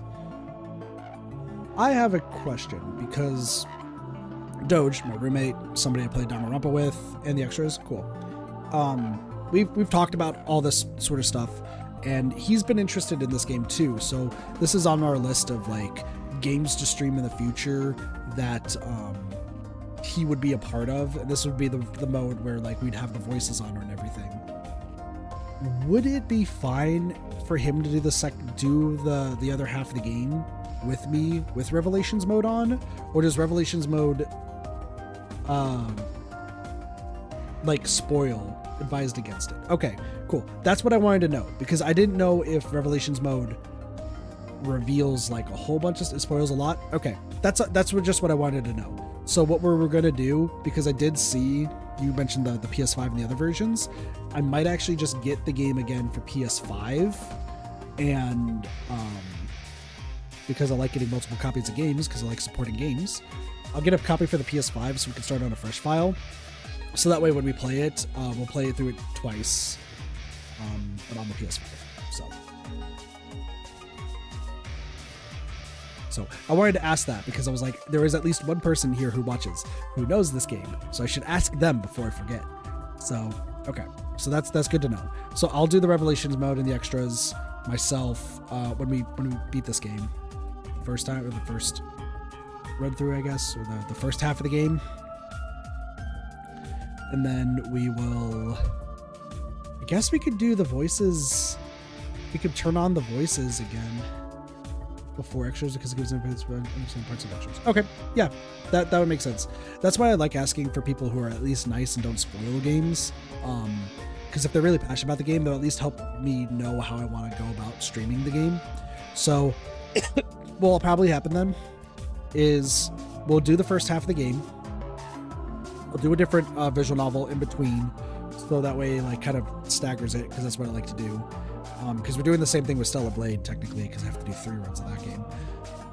But then we'll do Revelations mode. I'll probably like give you like a month after the fact, so there'll be like a bit of a gap, just so that way I can kind of, we got new things coming in too.